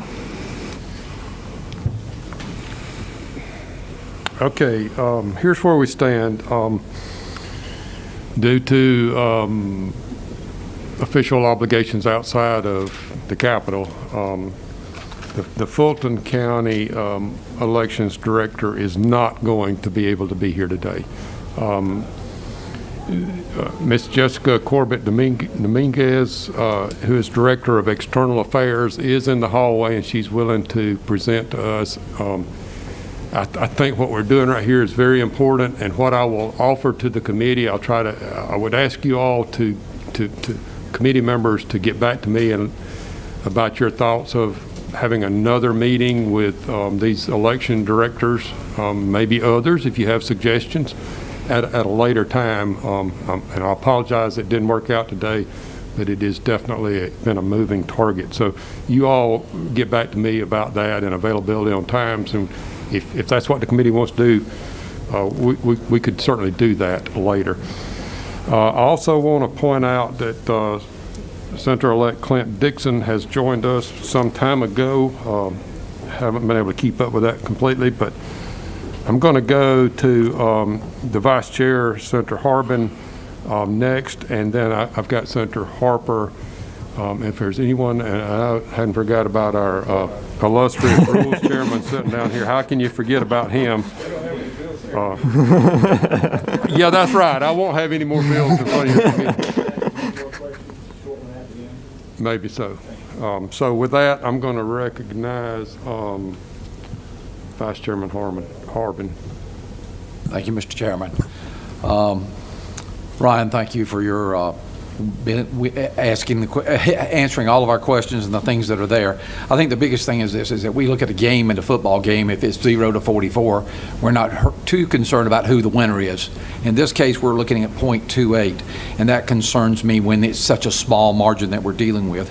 Number one question I need to ask is that I understand in one of the precincts that represents in my district that on the day before the election there were updates being done to the machines because of the Senate race with 24 candidates. The machine was having problems in printing that. Is that a true statement that those were being updated on the day before the election? No. Is this Spalding County or what? Where's your? I'm going to get to Spalding, Okay. but this was in Fayette County. I understood that there were people coming in with USB drives to update machines the day before the election. We did update the machines to handle how that Senate race appeared. It was based on something that was found when counties did logic and accuracy testing. So in Georgia, we have a really robust logic and accuracy testing to make sure before the election the machines work like they're supposed to. They found something that was, Dominion said it's kind of a 1 in a million thing that they found it. So our election directors, the fact that they found it, I think is just to their credit. We were able to put in a fix for that to make sure it didn't happen. It was not the day before the election. It was a couple weeks at least, or maybe. I can get you the exact date, but no, nothing would have been changed the night before the election. One of our precincts has things working on. I understand the day before they were there working on, so that was a concern. I know that in the audit process, we found votes that were on chips. And when we start getting down to, like I said, photo finishes, we don't have instant replay. There were, in the first audit, we found votes that were still left on chips. Am I correct? On memory cards, yes, sir, Memory that's cards correct. that were not handled, so that issue comes into play. And in Spalding County, if you would, I know that there has been the request for the resignation of the supervisor there. Could you expand upon what y'all found in Spalding County? Because that's a concern to me, because the machines were down on election day, things of that nature that I got a lot of calls on. And even this, one county matters because of the narrowness of what's going on. So the first point you made is exactly right. We have narrow margins here. And so that's why everything we're looking at to bring to you guys, in the next month is based off of that. And when you have narrow margins, the media would ask us right after the election, are you seeing any evidence of widespread fraud? Are you seeing any evidence of widespread fraud?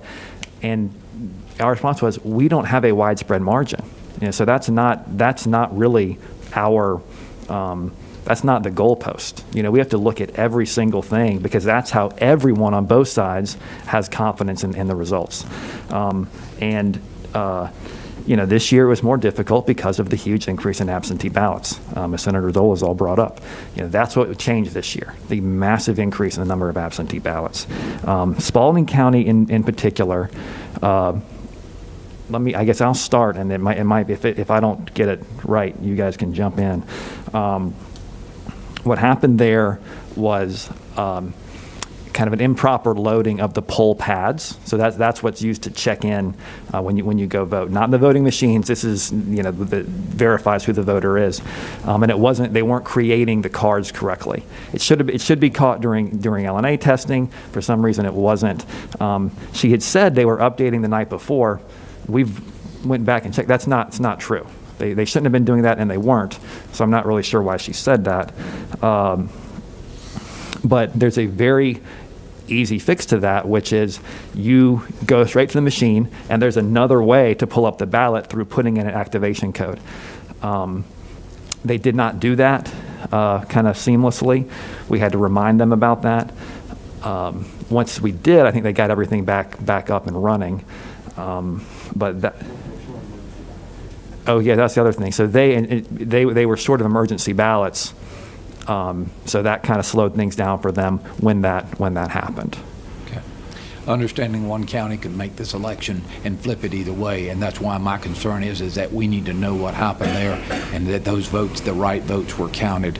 My last part is that military votes that went to P.O. boxes, addresses that were out of state, is there an audit process for that we can confirm that military votes were counted and accounted for, and also that those that went to P.O. boxes, as I understand it, are not eligible if they go to a P.O. box or a mail center? Am I correct on that, sir? So you can't have a P.O. box or a mail center as your resident registered address. That's what you can't have, because you don't live there.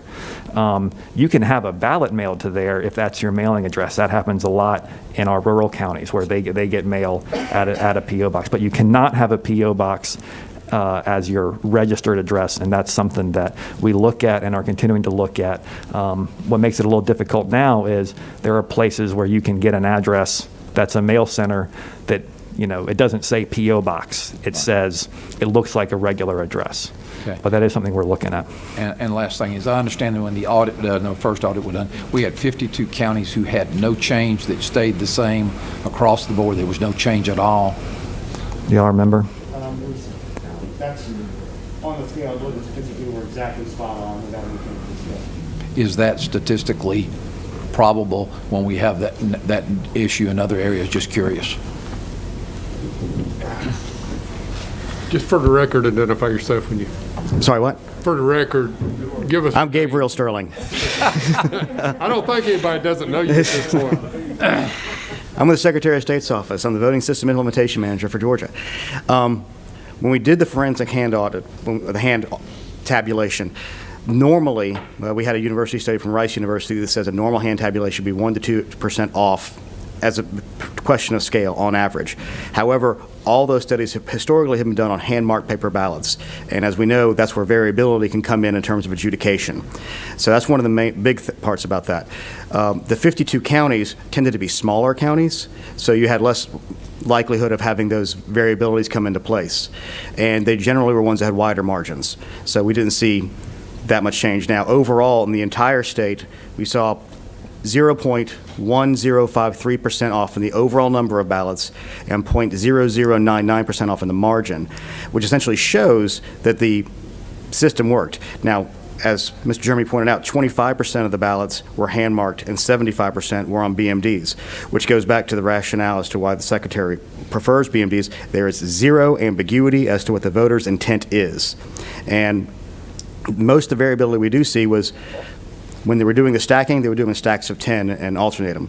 And human beings being human beings, sometimes there were 9, sometimes there were 11. They balanced out sometimes, and sometimes the last one there might have been 2 or 3 off. So that's where those changes came from. And again, these were done, many were live streamed. They had monitors there. We were happier the closer we were to having no differences. But statistically, it's not impossible. We just have really good elections directors who are very tired at this point. But I think that goes to the answer there. The fact that we had variability shows it's a hand recount involving people doing the best they can. Right, thank you. I just think that the biggest thing I see is this. We've got to give people the truth for them to have trust in our system, and that's why it's important. But thank you. And this office has done everything it can to be transparent and truthful throughout the process. Thank you. Okay, we need to move along as quickly as possible, but I'm going to recognize Senator Harper. Thank you, Mr. Chairman. And first off, Mr. Chairman, I just want to say thank you for calling the hearing today, and to our Senate caucus and our Senate leadership for their participation in making this happen. It's good to be with all of you today. I think it's imperative and important. I know I want to echo a lot of what some of my colleagues have said. You know, we have heard from a lot of our constituents, and I think that's why we're here. And I appreciate all of you being here today just to answer questions so we can have this open dialogue, because I think it's important to have a transparent process where we're able to ask the questions that we're being asked on a consistent basis, and we can ask it in a way where everyone can hear the answers to those questions, and hopefully in some cases, in some of the things you've alluded to, we can rectify some of the issues that may be false that are out there, and that those concerns that may not be false, we can get answers to address and see what we can do as a legislative body to address those going forward. So I want to start off by saying this. I think and I can speak for everyone here today, and I think the Pro Tem alluded to this, we do condemn the personal attacks on each of you.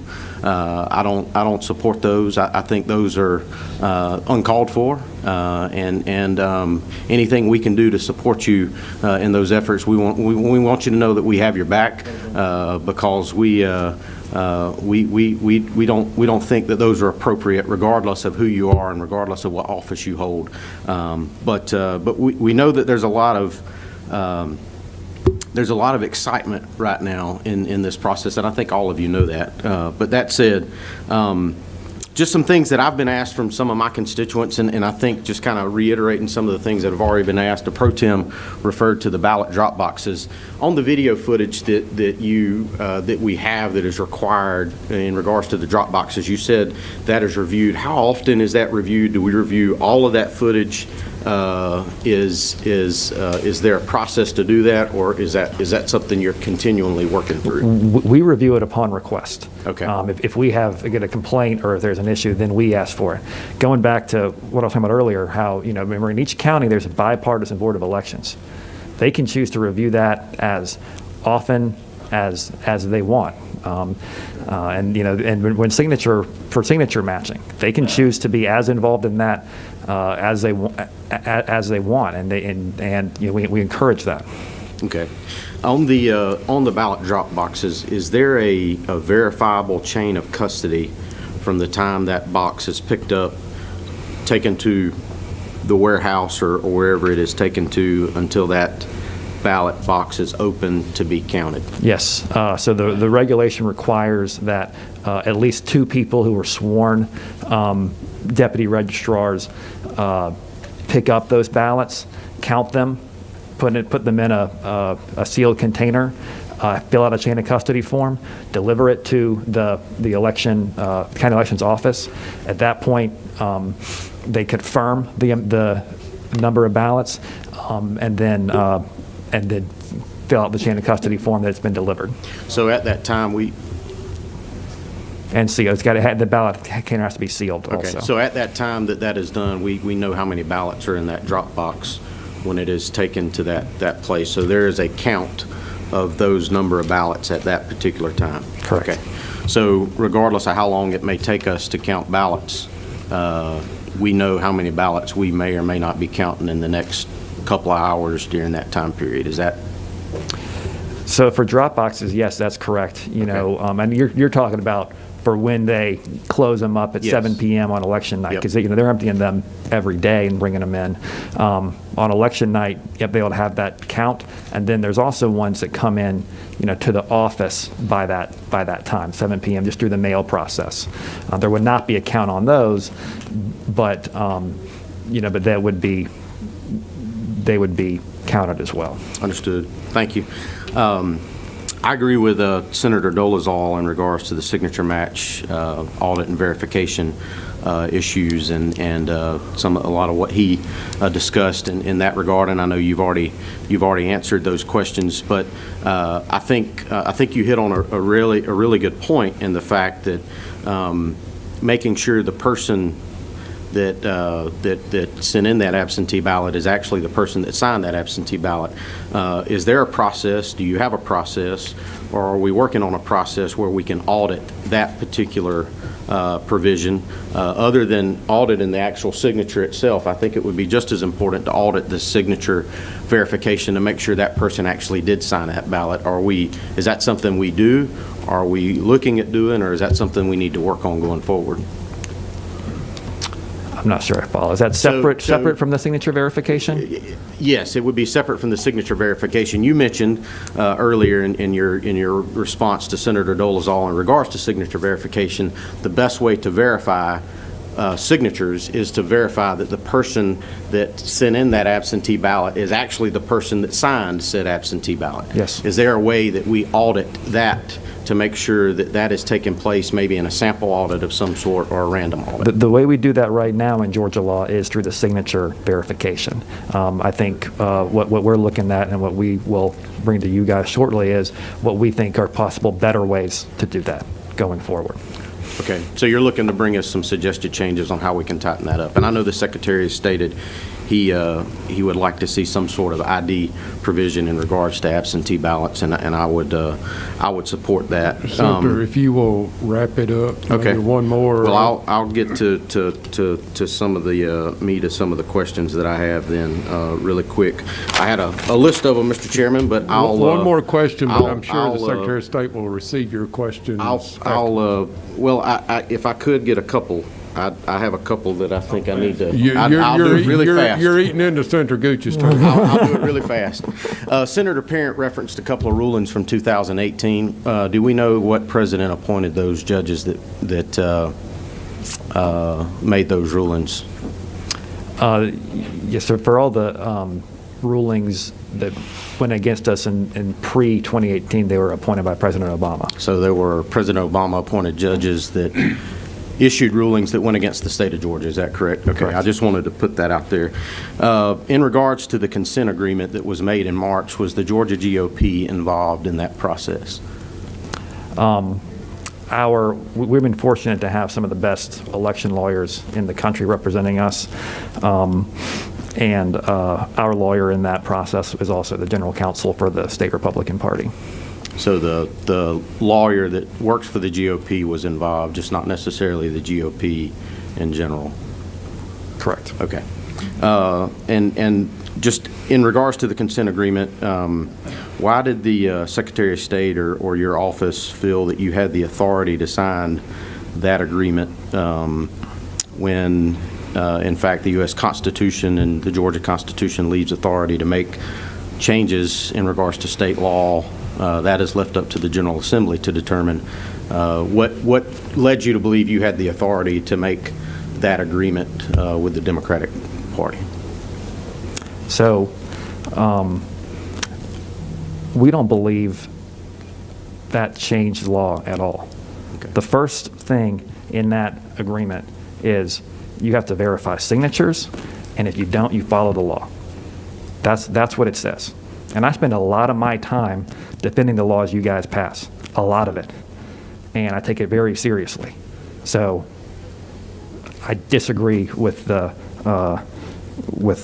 sort of premise of your Understood. question. I understand. I got the, Okay. out of respect to the witnesses waiting outside, we've got to move on. Senator Gooch, Okay. I'm going to go to you on microphone 3. Thank you. Please make it quickly. I will try to do much better. A quarter of the votes cast on November 3rd or leading up to November 3rd were signature verified ballots, correct? Yes, sir. And we just elected the most powerful position in the world leader, the President of the United States.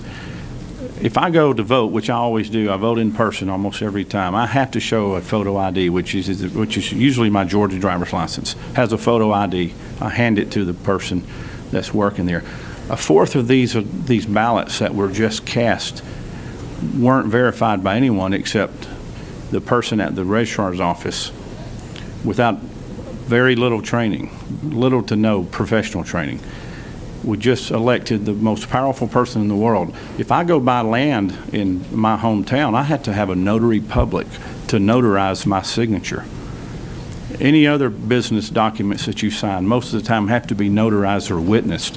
How can we certify this election this week, knowing that a fourth of the ballots haven't been verified by professionals or even audited? You said earlier, I believe to Senator Dolezal, none of your people have done any checks on those signature verifications. How do we certify this election this week? So, I agree with your, I think, overall point that photo ID is a good way to verify people. There was a lot of fear about it when we went to photo ID for in-person voting. I think what we found is it doesn't restrict access. It doesn't it doesn't decrease turnout. It's just a good way of checking, and it helps increase confidence in the process. In 2005, when we moved to photo ID, this body on a party line vote went to no excuse absentee voting that did not require ID. So that's our law. So that's how we certify it, because it followed the law.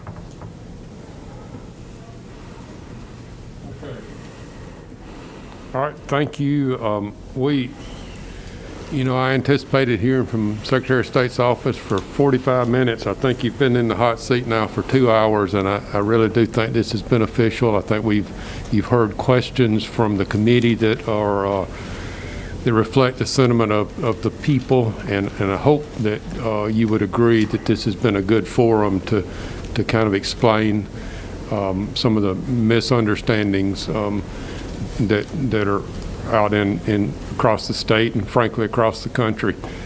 So I do thank you for your time here, and again, you all know that you have access to the Secretary of State's office. If there's further questions, we want to get there. I hope that the people of Georgia, the people of this country has had an opportunity to hear what you all have said. I think it's been very, very beneficial, and I thank you for being here.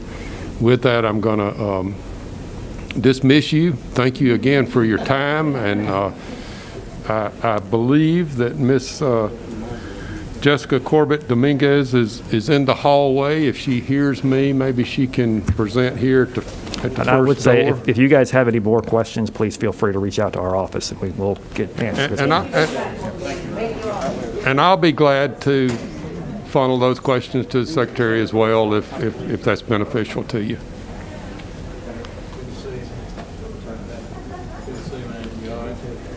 Will you just step out and be sure, see if you can find her? So we do have a hard cutoff at 12:30, so this room can be sanitized for the next committee meeting, but I don't think that we have actually got an elections official from Fulton County, but due to their workload. So, you know, all I would say is that, you know, in your questions, maybe you need to keep in mind they may not be prepared to answer.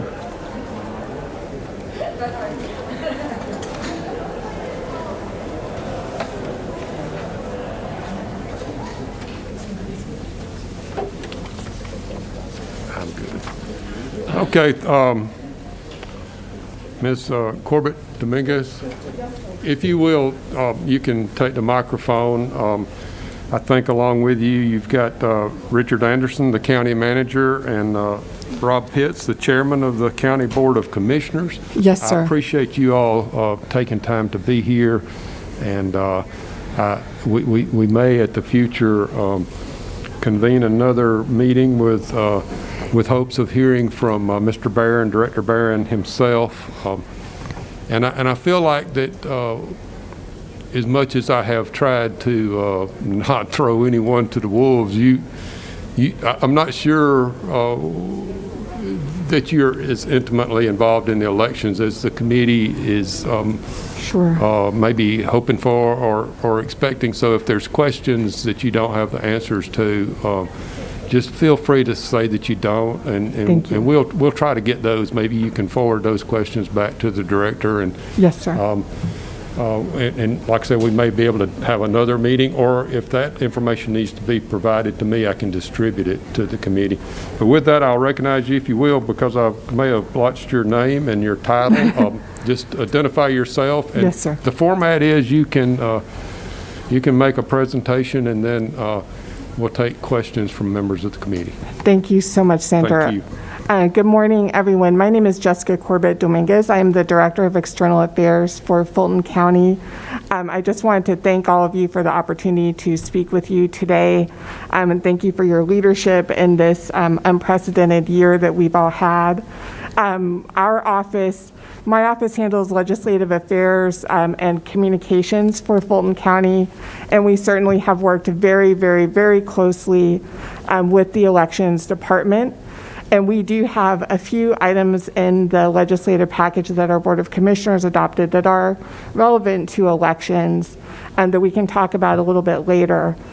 First, I'd like to let Chairman Pitts say a few words, if you all don't mind. He has been very involved, as well as our county manager.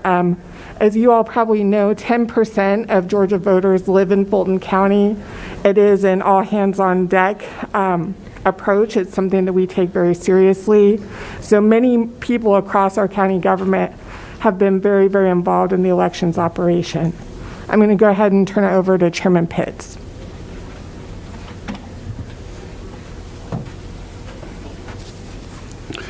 Good morning, and thank you for the opportunity.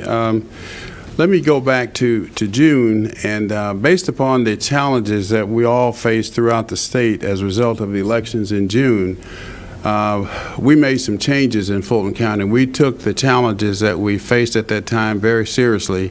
The first thing that I did as chair of the Board of Commissioners was to set up a task force of private citizens to look at the June elections, do a deep dive into what happened and suggest changes that could be made. And on that committee it was a committee of some 20 people. Two state legislators were on that committee. The recommendations from that committee were presented to our Board of Registration and Elections, and pretty much to the letter they were adopted. So we've made significant progress since the challenges of the June election. Specifically, what happened and what changes have we made in order to prepare for what I always referred to, going back to June, as getting ready for the big dance, which was the election, the November 3rd election. First of all, we increased the number of polling places in Fulton County by 91, so that we ended up with 255 polling locations for the November 3rd election. We also increased the number of early voting locations. We also bought 2 mobile units so that our voters would have easy access throughout the county, no matter where they lived. We also, in working with our private sector, increased the number of poll workers. We had a pool of some 6,000 individuals who came forward wanting to help us, and we ended up having 3,000 poll workers ready and willing and able to assist us on November 3rd. The other thing that happened, and I had no idea, to be very honest with you, it was, I believe, I forget the exact date, but it was about 11 o'clock in the morning. My phone rang. It was my friend, longtime friend, Steve Coonan from the Atlanta Hawks, called and said, I got an idea. And we talked for about 1 minute. And I said, Steve, let me call you back. I called him back in about 2 minutes. And 5 minutes later, we had a deal. That deal was for Fulton County to partner with the Atlanta Hawks to open up State Farm Arena as an early voting location for us. And I can tell you, I had no idea the impact that that would have and had, not only locally, statewide, nationally, and even internationally. And what I mean by that is, as a result of our partnership with the Atlanta Hawks and State Farm Arena, NBA teams in other cities saw what we were doing, decided to copy what we did here in Fulton County, and it spread, and it's still spreading. It has gone beyond professional basketball to baseball and to even football. In fact, this afternoon, we will be announcing at 1 o'clock for the January 5th runoff,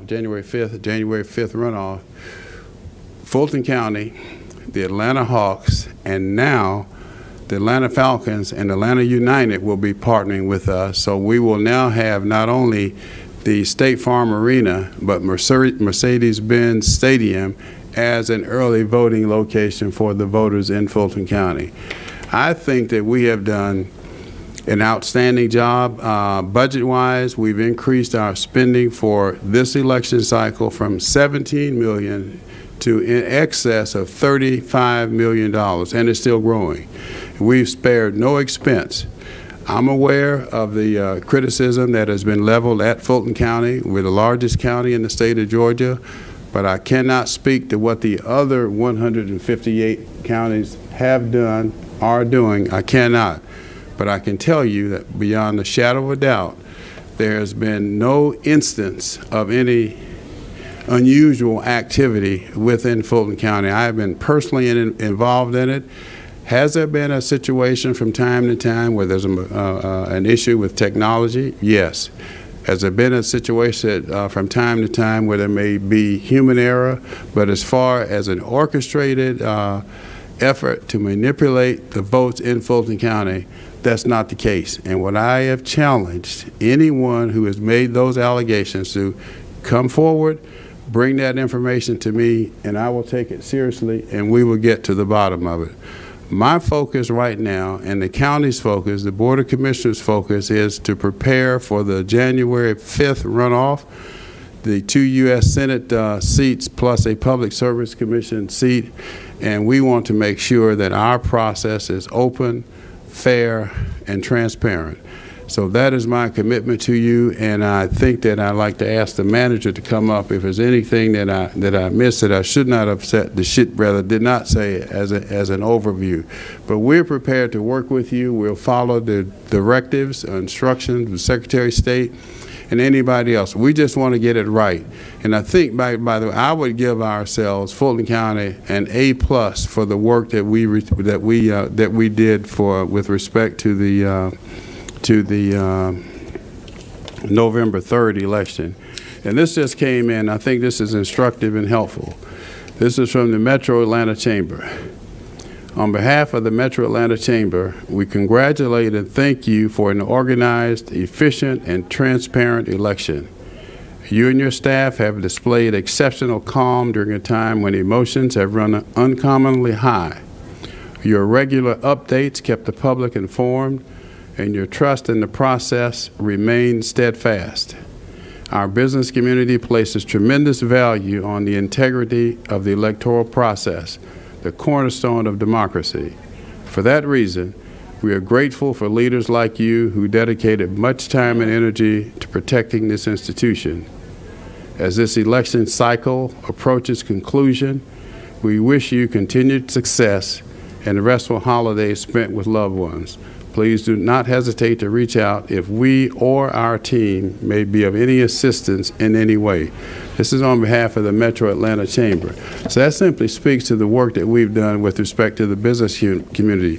But I have tons and tons of letters and emails from private citizens who say that their experience this last election was the best effort ever.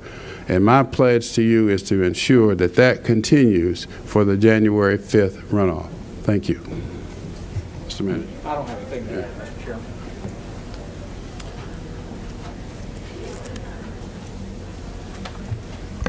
So, Chairman, if there are any questions we can take, as you said earlier, we will do our best to answer them. And we can, if there's something that we cannot answer, then we will gladly work with our elections office and get those answers for any of the committee members who are here. Okay, thank you very much. I do appreciate you folks being here, and I've kind of alluded to this. You've been in the hallway or somewhere for quite some time now, and our intent was to be very efficient with everyone's time, and you guys have been very generous with us. So with that, and keeping in mind that, you know, this is not the election staff. These folks have been very involved, but they are not the elections officials. So let's try to keep our questions. You know, I don't want to pose questions that we know that they can't answer, and maybe you can. Maybe this forum will have a good feel about it, and we may be able to get the elections director in here at a later time if Yes, we sir. agree that that's a good thing to do going forward. And if I don't want to interrupt, but I did want to apologize on his behalf. We, as you all know, there was a recount. Last night was the deadline. We were able to meet the deadline, but we did have some reconciliation work that had to take place this morning. It took longer than expected, so I want to apologize. He certainly intended to be here, and I don't want that to be seen as a mark of disrespect by anyone. We felt like he needed to be there and handle that. So Trust me, I understand. Miss Abby has been working, like I said, for 4 weeks trying to coordinate, and different things keep happening. So it's been hard to get people here. Yes, sir. So with that, since the buttons don't work, is there anybody that doesn't want to ask a question? I see the.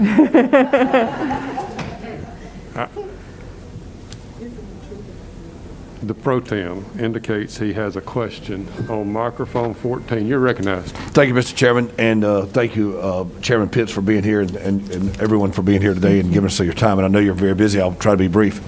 Give us a rundown on the water main break and what transpired there. You know, people are seeing ghosts in the shadows, and you know, we need you to expound on that, if you don't mind. I'm not sure. That thing is taking a life of its own. There was there was a leak. The floor above where we were counting ballots at State Farm Arena. According to Steve Coonan, CEO of the Atlanta Hawks, that occurred at 6:07 a.m. I forget the exact date. By 8:07 a.m., it was that was the day of the election? Yes. Okay. And it was repaired within 2 hours. No ballots were damaged. No equipment was damaged. End of story. Mm-hmm. So how this has gotten to be what it is, I have no idea. Were there people in there working at that time when the leak was discovered? I was not there, but presumably there were people there because we started at probably 7 o'clock, I believe. I'm sure that some people were there. So it happened at 6:07 and was repaired by 8:07. 8:07. So there were people there working at 6:07 when it was interrupted. Were they in the room? Were they asked to leave, and was the room secured? Tell us how that was handled. Now, I was not there, so I cannot answer that question. Okay. Okay. And I will say this, sir, because the question of chain of custody has been raised. So I have had an opportunity to talk with the staff about that. I was not personally there, but my understanding is just in a room like this, if there was a leak over here, that does not mean that all of you would necessarily leave. And that is my understanding, is that the workers who were responsible for those ballots never left the room. They were in the room the entire time. They had to stop working for a period of about 2 hours, and that was the reason it was brought up in the first place, is there was a slight delay of a couple of hours where they couldn't access the entire room. But they did not leave, and they were, the ballots remained in the custody of the sworn workers. Thank you for bringing some clarity to it. Yes, sir. And I'll just add that Mr. Coonan will testify to that effect, that it was 6:07. The reason I'm so specific about that is because he's told me on more than one occasion, from 6:07 to 8:07.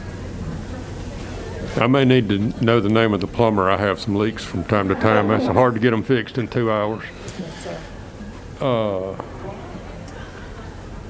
Senator Robertson, on number 2. Yes, sir. Thank you.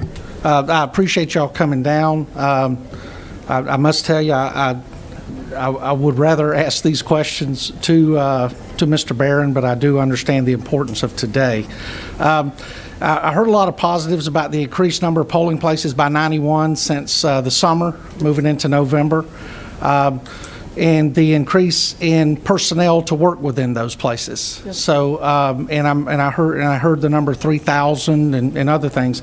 So, who was responsible for the training of those individuals, and was that training conducted and completed, and if so, by that person that was responsible for making sure they had it?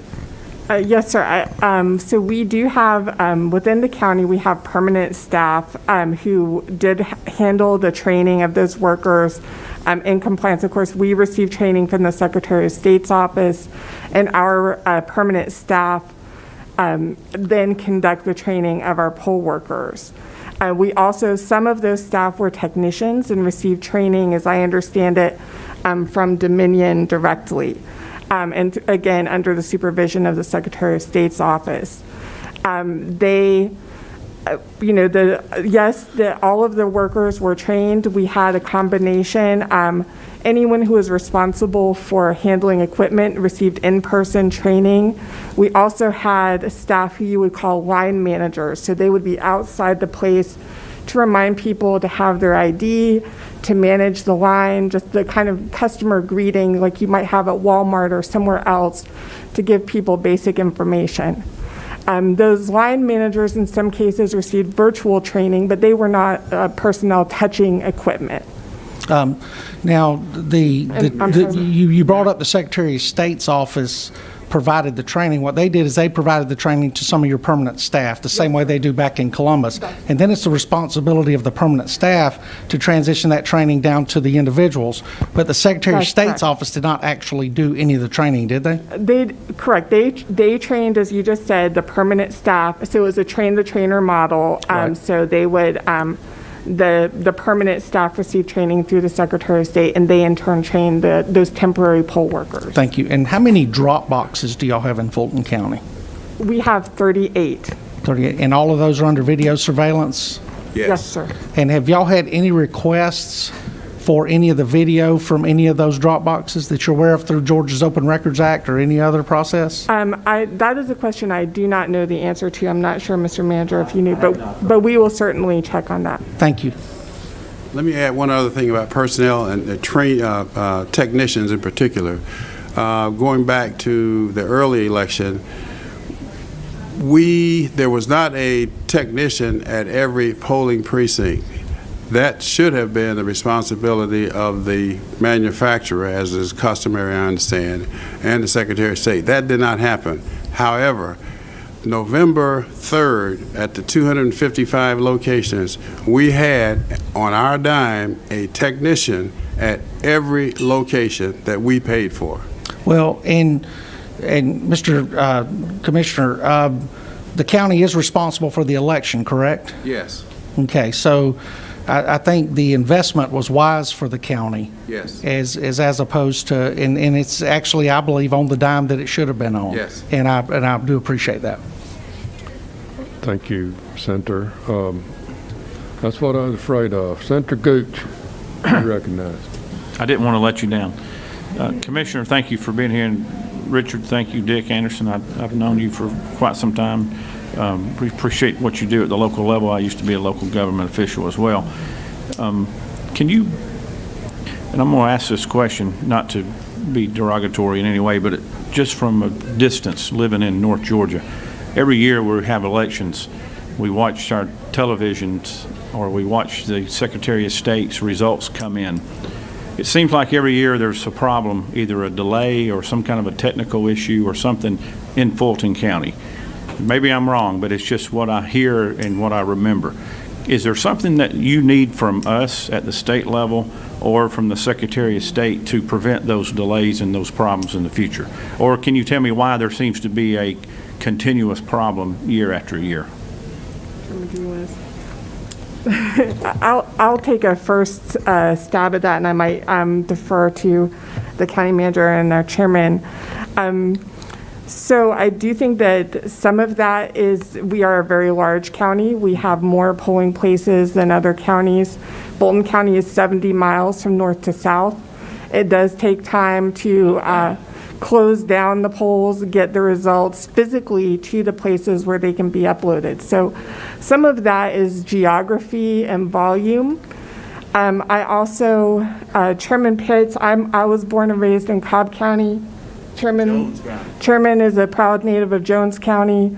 We don't hear a lot about what's happening in Jones County on WSB. We don't hear about, out of our 158 sister counties, Fulton County is certainly in the spotlight, and we recognize that. So I think some of it is reality and some of it is perception. And Chairman, I don't know if you want to. Could I ask another question? Yes, sir. Since the signature verifications is the responsibility of the local governments. Yes, sir. How can you ensure us as voters and citizens of Georgia that all of the signatures are authentic and not being forged? If you don't mind, I'm going to take this off so I can breathe a little easier. So I would say, sir, that there's a state prescribed process, that we have workers who follow that process. There is the first step in verification is to look at the driver's license signature for that voter if it is available in the DDS system, and that is the first step.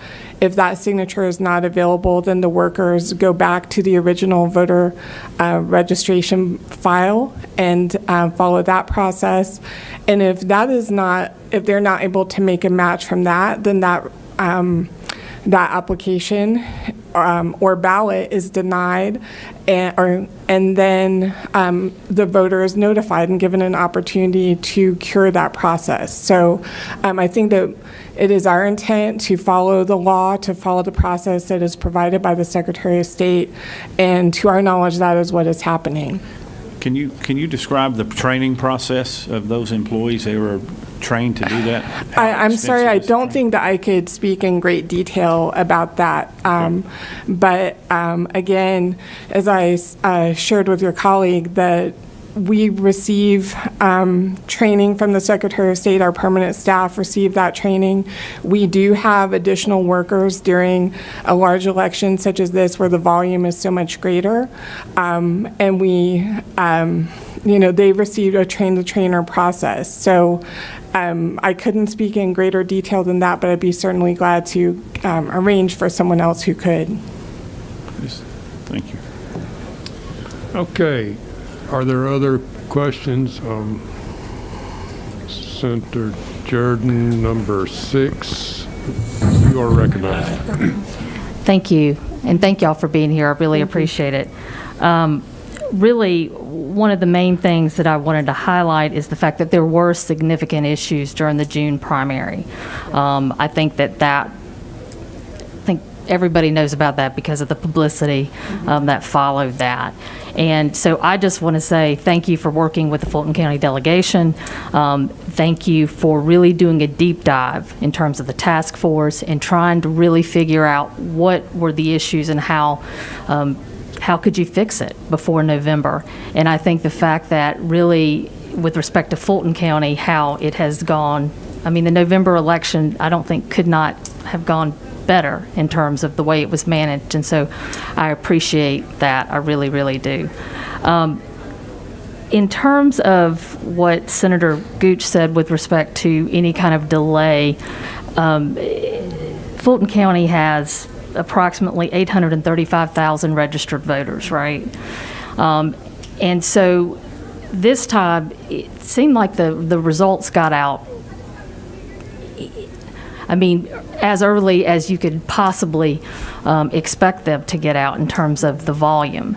Would you say that the fact that Fulton County or the various counties were allowed to at least just begin the processing of the absentee ballots kind of helped that process? Because previously you couldn't even start processing those ballots until Election Day, which of course then delays the ability to get the results out, especially if you're talking about hundreds of thousands of people in a county. And so was that helpful this time, and did that impact Fulton County's ability to actually get the election results out probably earlier than anyone expected? Thank you, Senator Jordan, and again, thank you for all you do in partnership with Fulton County. Yes, absolutely. We received about over 130,000 absentee ballots in this election, which is 10 times more than what we had in the 2016 presidential election. And we know that Fulton County received more absentee ballots than many counties across the state have in population. So it certainly is it's a tremendous factor for us. That was,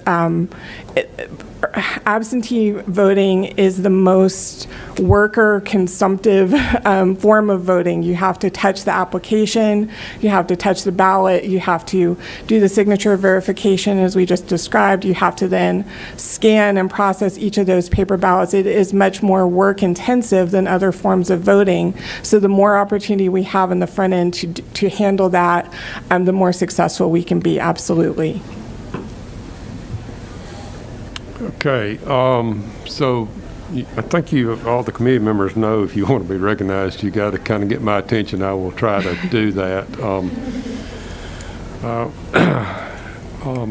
And we do have a cutoff in about 25 minutes, but I'm going to, because he waved at me so big, I'm going to go to Senator Dolezal, and I think Senator Harbin, did you indicate?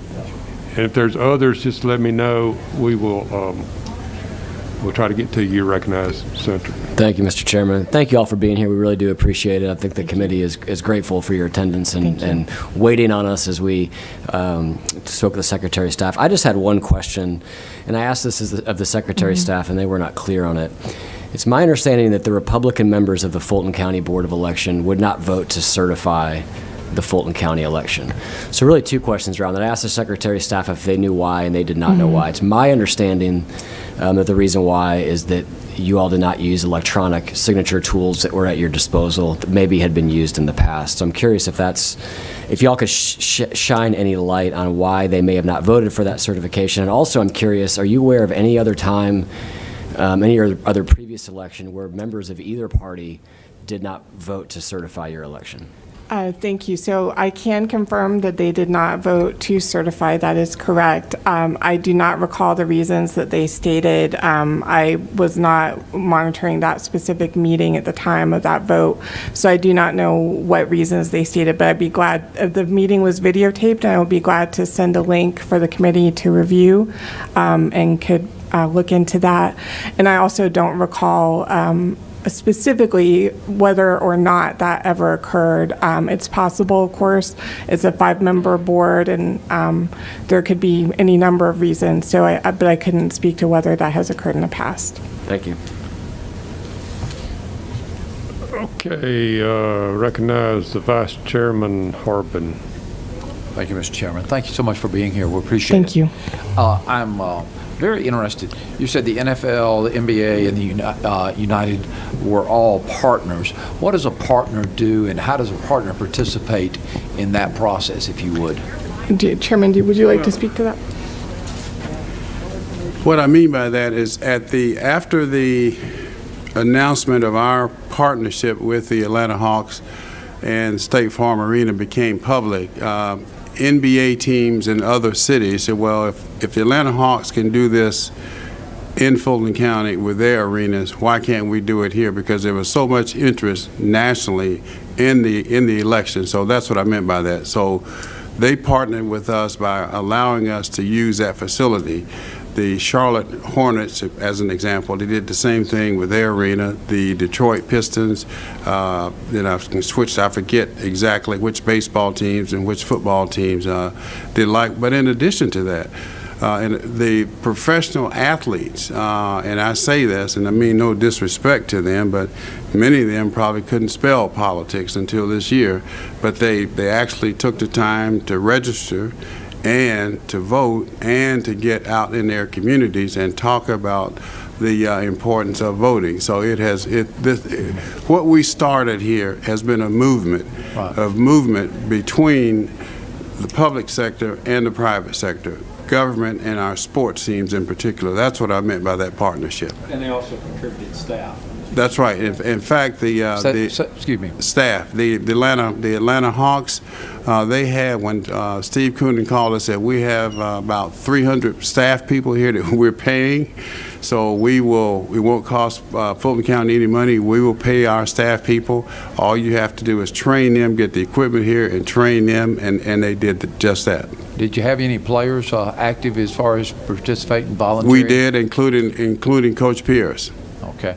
The other one is I was very interested in is a mobile unit. How does a mobile unit function? How is it used? I mean, is it every day it's going somewhere differently? Is it going to nursing homes? Is it going to places where large groups of people are? How is that mobile process done? We had a schedule that was published. You want to? Yeah. Thank you. The mobile unit is treated as a precinct that goes. Let me just back up and say before we had the mobile units, Fulton County has several colleges and universities within the county. So during our early voting period, we would go to Georgia Tech for a couple of days, Georgia State for a couple of days, specifically the public universities, because as you all know, early voting has to occur on either an election day site or a government-owned facility. So we had the opportunity to do that. So we had a model already where we had early voting locations that were not open the entire 3-week period. So the mobile units kind of take that a step further. And so for any location that, again, was either a publicly owned facility or an election day site, we were able to take the mobile unit out. We publicized the list. We actually have 25 different locations throughout Fulton County, north to south. One of the things we do is we have 6 geographic commission districts, and we make sure that we divide early voting opportunities equitably among those commission districts. So, for example, the first day of early voting, it will be at St. Paul's Episcopal Church. It's going to visit Atlanta History Center, which happens to be one of our election day sites. And they will go for a couple of days, the same hours as whatever early voting is open that day. And the other advantage is if we had let's say a plumbing emergency or some facility issue at a location, we could reprogram that mobile unit to go there and provide relief on election day. So we could, the machines, the equipment is there, and we're able to have voters check in.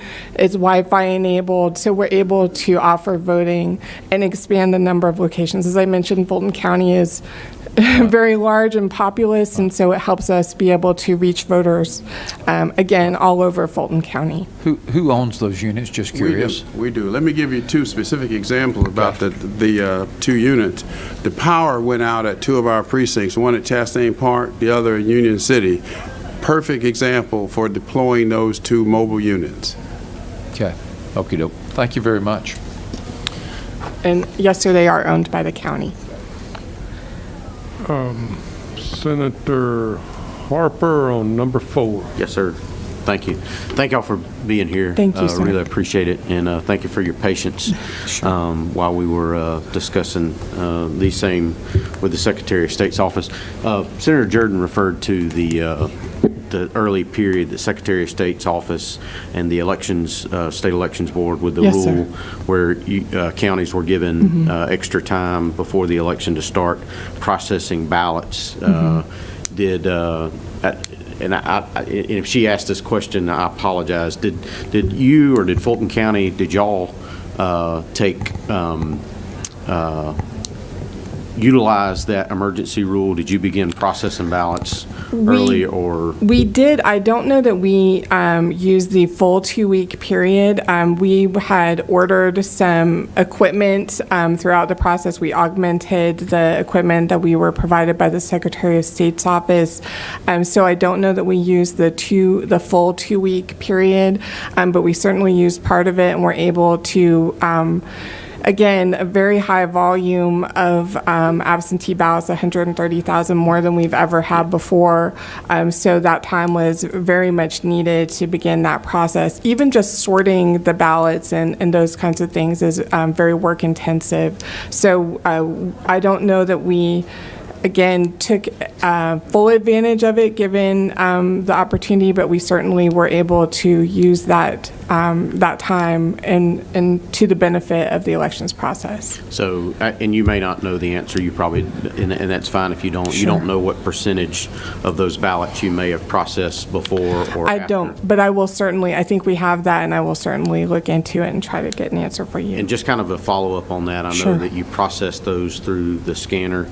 Do you know, is there a higher speed system that we might could use to help speed that process up a little bit? I think, because I believe that was a lot of the issue that Fulton County dealt with that week was trying to process those ballots. I actually spent a whole night at State Farm Arena with the workers there, and I saw firsthand it is very time intensive. My understanding is that that vote by mail states, so like many Western states, use a ultra high volume or a very high speed scanner. We used a higher speed scanner than what you would use in the precinct, but it was still not, I guess, the highest speed scanner that is produced, and that could certainly be an advantage in a situation like that where you're scanning hundreds of thousands of ballots. Yes, sir. Okay. But I'll see if I can get more information for you. All right. I think most everybody else around the committee asked some of the other questions I was going to ask, so I appreciate you being here. Thank you so much. Okay, Senator Ramon, are you on? Do I see 2 7s down there? Are y'all sharing a microphone? Well, let's see. His may be. They're both number 7, so you don't have to share a mic. They're both on. No problem. Can you hear me? Yes or no? Can you hear me? Yes, sir. Okay. Yes, sir. It's more like a comment, something, we are, thank you, Mr. Chairman, to have the opportunity to meet us over here. And this is, as we all know, this is unusual time and unusual year and unusual election that we had. We heard a lot about the signature match today, but I may be the only person had a different issues. I'm talking about this unusual time. What happened is the district I represent, people looks like a lot different than in this room, except probably me. I'm the probably only senator that got a call that somebody voting in person and with the ID didn't look exactly the same the ID was made. Because of the COVID, grown had a beard and a hair, everything else, and the person was challenged. You say, well, you know, that's not you. So that's happening too. So I just want you, to committee member, to know what we're going to figure out. Had a harassment that, had a call, had to interfere, and the person was able to vote eventually. But the thing is, this kind of discrimination happened too. Even here, you have an ID and a registered voter as a citizen, nothing wrong with it, and you voted in the primary, had no problem, and then you go to general election and say, well, that don't look like you. What do you do then? We're going to have a face recognition a machine or something to make sure you don't have a discrimination. And that's what I felt. And I had several folks in my district. They come from all different part of the world. I represent the people come from 100 different countries, speak 100 different languages. Sometimes some of these folks don't even speak good English. So we have a lot of other problem in the state of Georgia, not necessarily on the signature problem. I just want to put that out for your consideration. I want you to think about it. We will see if we can get an answer. I think the appropriate channel for that question may be to the Secretary of State's office, and we'll see if we can get an answer for the committee on that. Are there other questions? Okay, Senator Robertson, number 2, you are recognized. Thank you, sir. And really quick, something that you mentioned when Senator Harper was asking his questions is you pointed out a high-speed scanner that possibly might be available to expedite the process, while at the same time stating that your employees did not take full advantage of the time offered by the Secretary of State's office to do this. And I think that maybe looking into the process, because as a manager of large number of people, we need to make sure, especially something as important as an election, whether it's a city, county commission election, or any other election, that all of those involved are taking full advantage of the equipment, training, rules, regulations that are laid out before them. And I hear constantly, not just from Fulton, but from other counties, well, we're a whole lot bigger than this, and we're a lot different, and we have more ways to travel. You also have a lot more resources. Yes, sir. Something this important, threat assessments and planning and everything is so extremely important. So I have a problem of embracing excuses that are self-inflicted, that are brought up because of self-inflicted problems. And what Senator Gooch was talking about earlier is I don't watch WSB where I'm at. Yes, I rarely read the newspaper here out of this city. But always is Fulton County brought up when there comes some kind of issue. And I think the important thing is for us to dive down and address the issue.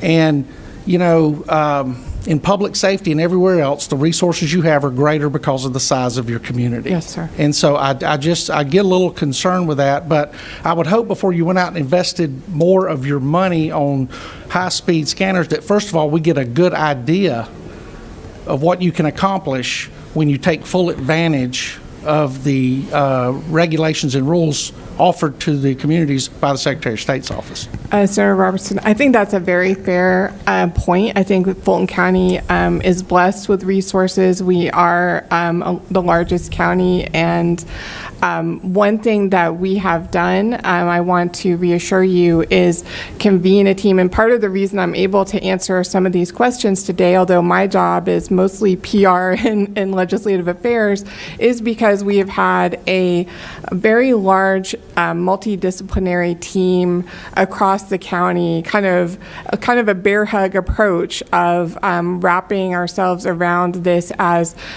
first the pandemic and secondly elections have been the two issues that we have faced this year, and have my boss, who is a wonderful manager and leader, our chairman, everyone from the chairman down to the staff who are wiping and making sure the facilities are safe for us, have had a full-bore approach to this. And now that the election is over, although it doesn't feel like it's over quite yet, we, I believe, have already begun the after-action analysis to help us do better. This is important to us.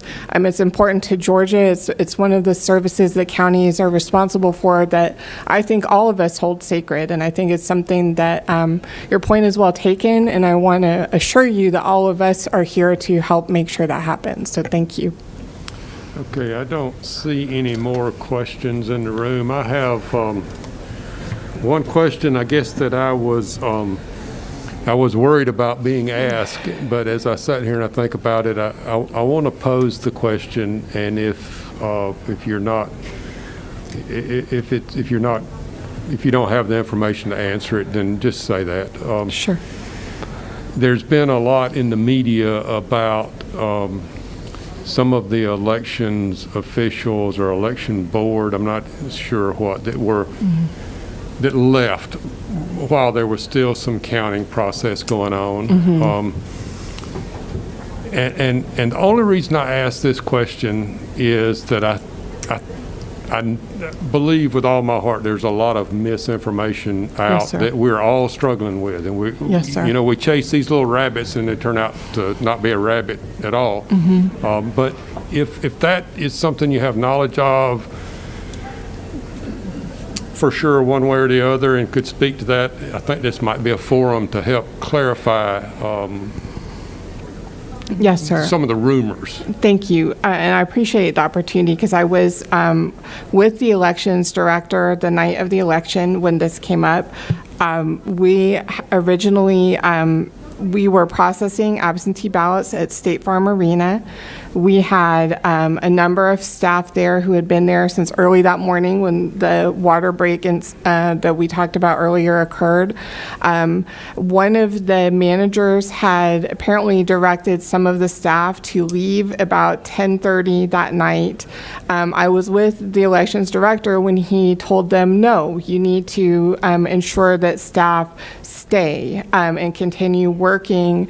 We still have a lot more work to do. Some of the employees did leave at 10:30, and at that time, my understanding is that at the time they left or before they left, some of the observers also left. They may have had conversation with some of the workers there and told them they were leaving at 10:30. I wasn't personally there for that, so I can't speak to it.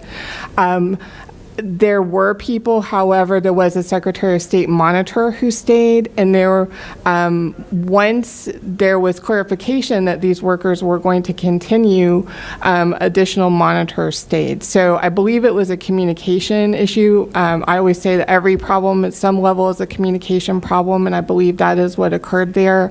There was no intentional misleading of anyone. There was nothing untoward that occurred, but some of the workers stayed at that time. Some workers stayed, some left. Some of the observers, as I understand it, had left. But there was a Secretary of State monitor there the entire time. I hope that helps. Yeah, thank you. Thank you.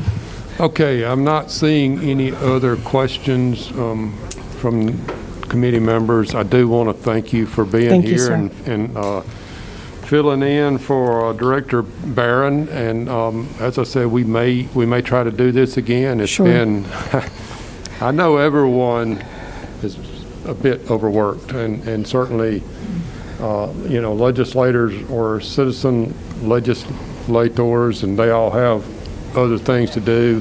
But I do believe that our senators take this responsibility very seriously, and I think that's evidenced by the fact that all of our committee members are here today. Yes, sir. I thank you all for being here, and we're currently about 6.5 minutes short of our absolute deadline to end the meeting. So I will adjourn the meeting at this point. I do want to thank you all for being here. I thank the media for their coverage, and apologize for the problems that we've had relative to the COVID situation. And before you actually leave, I see the whip has had a movement over here. I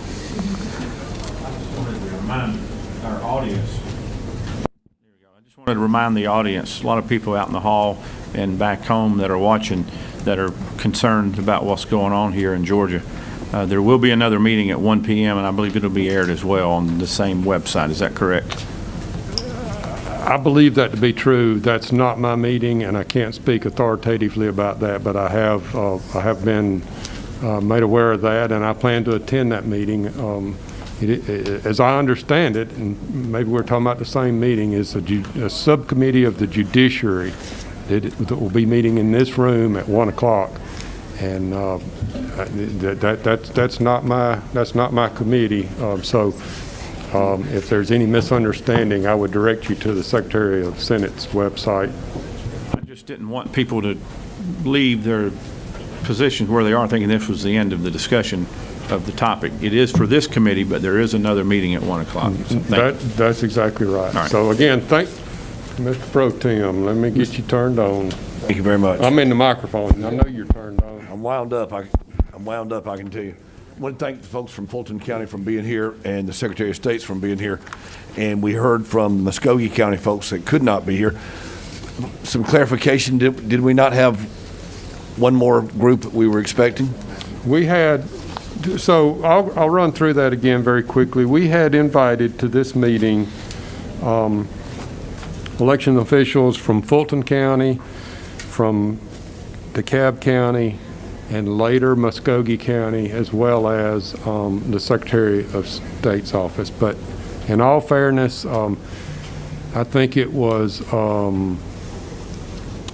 early yesterday morning, DeKalb County communicated with us that they would not be able to make it due to their off-site workload. And I think you guys have stepped up. That's what I want to recognize, exactly. The same thing is going on probably in every county. We have done everything we know to do to create a forum for the committee to get to the bottom of the issues that we're hearing and to reestablish trust in the elections process. And I want you to know that as your chairman, if you have recommendations for a future meeting, we can certainly do that. I would ask for you to communicate those. Probably the best way is to communicate those through Abby, who does a phenomenal job for me. But as you do that, let us know what your availability is. I realize this is the Christmas season. I know as legislators, we all got, the calendar really ramps up as you start into the next session. But we can certainly meet again, but I will not abuse your time, and we'll do whatever we can do to serve you. With that, the meeting is adjourned. Mr. Chairman, I just want to make one closing statement. That's to thank you and the members for allowing us to be here. And if you have any suggestions whatsoever that you think will be helpful to Fulton County to make sure that January 5th is a smooth, is an open and a fair and transparent election, I would like to hear from you. I will welcome that, and I will not consider that to be any criticism of anything that we're doing, but we want help. If you can help us in any way, ideas, suggestions, we're open. If you need us back here again, we will be here. That's my commitment to you. We appreciate it. Y'all Thank have you, a Merry sir. Christmas if we Thank don't see you Thank between you. now and then.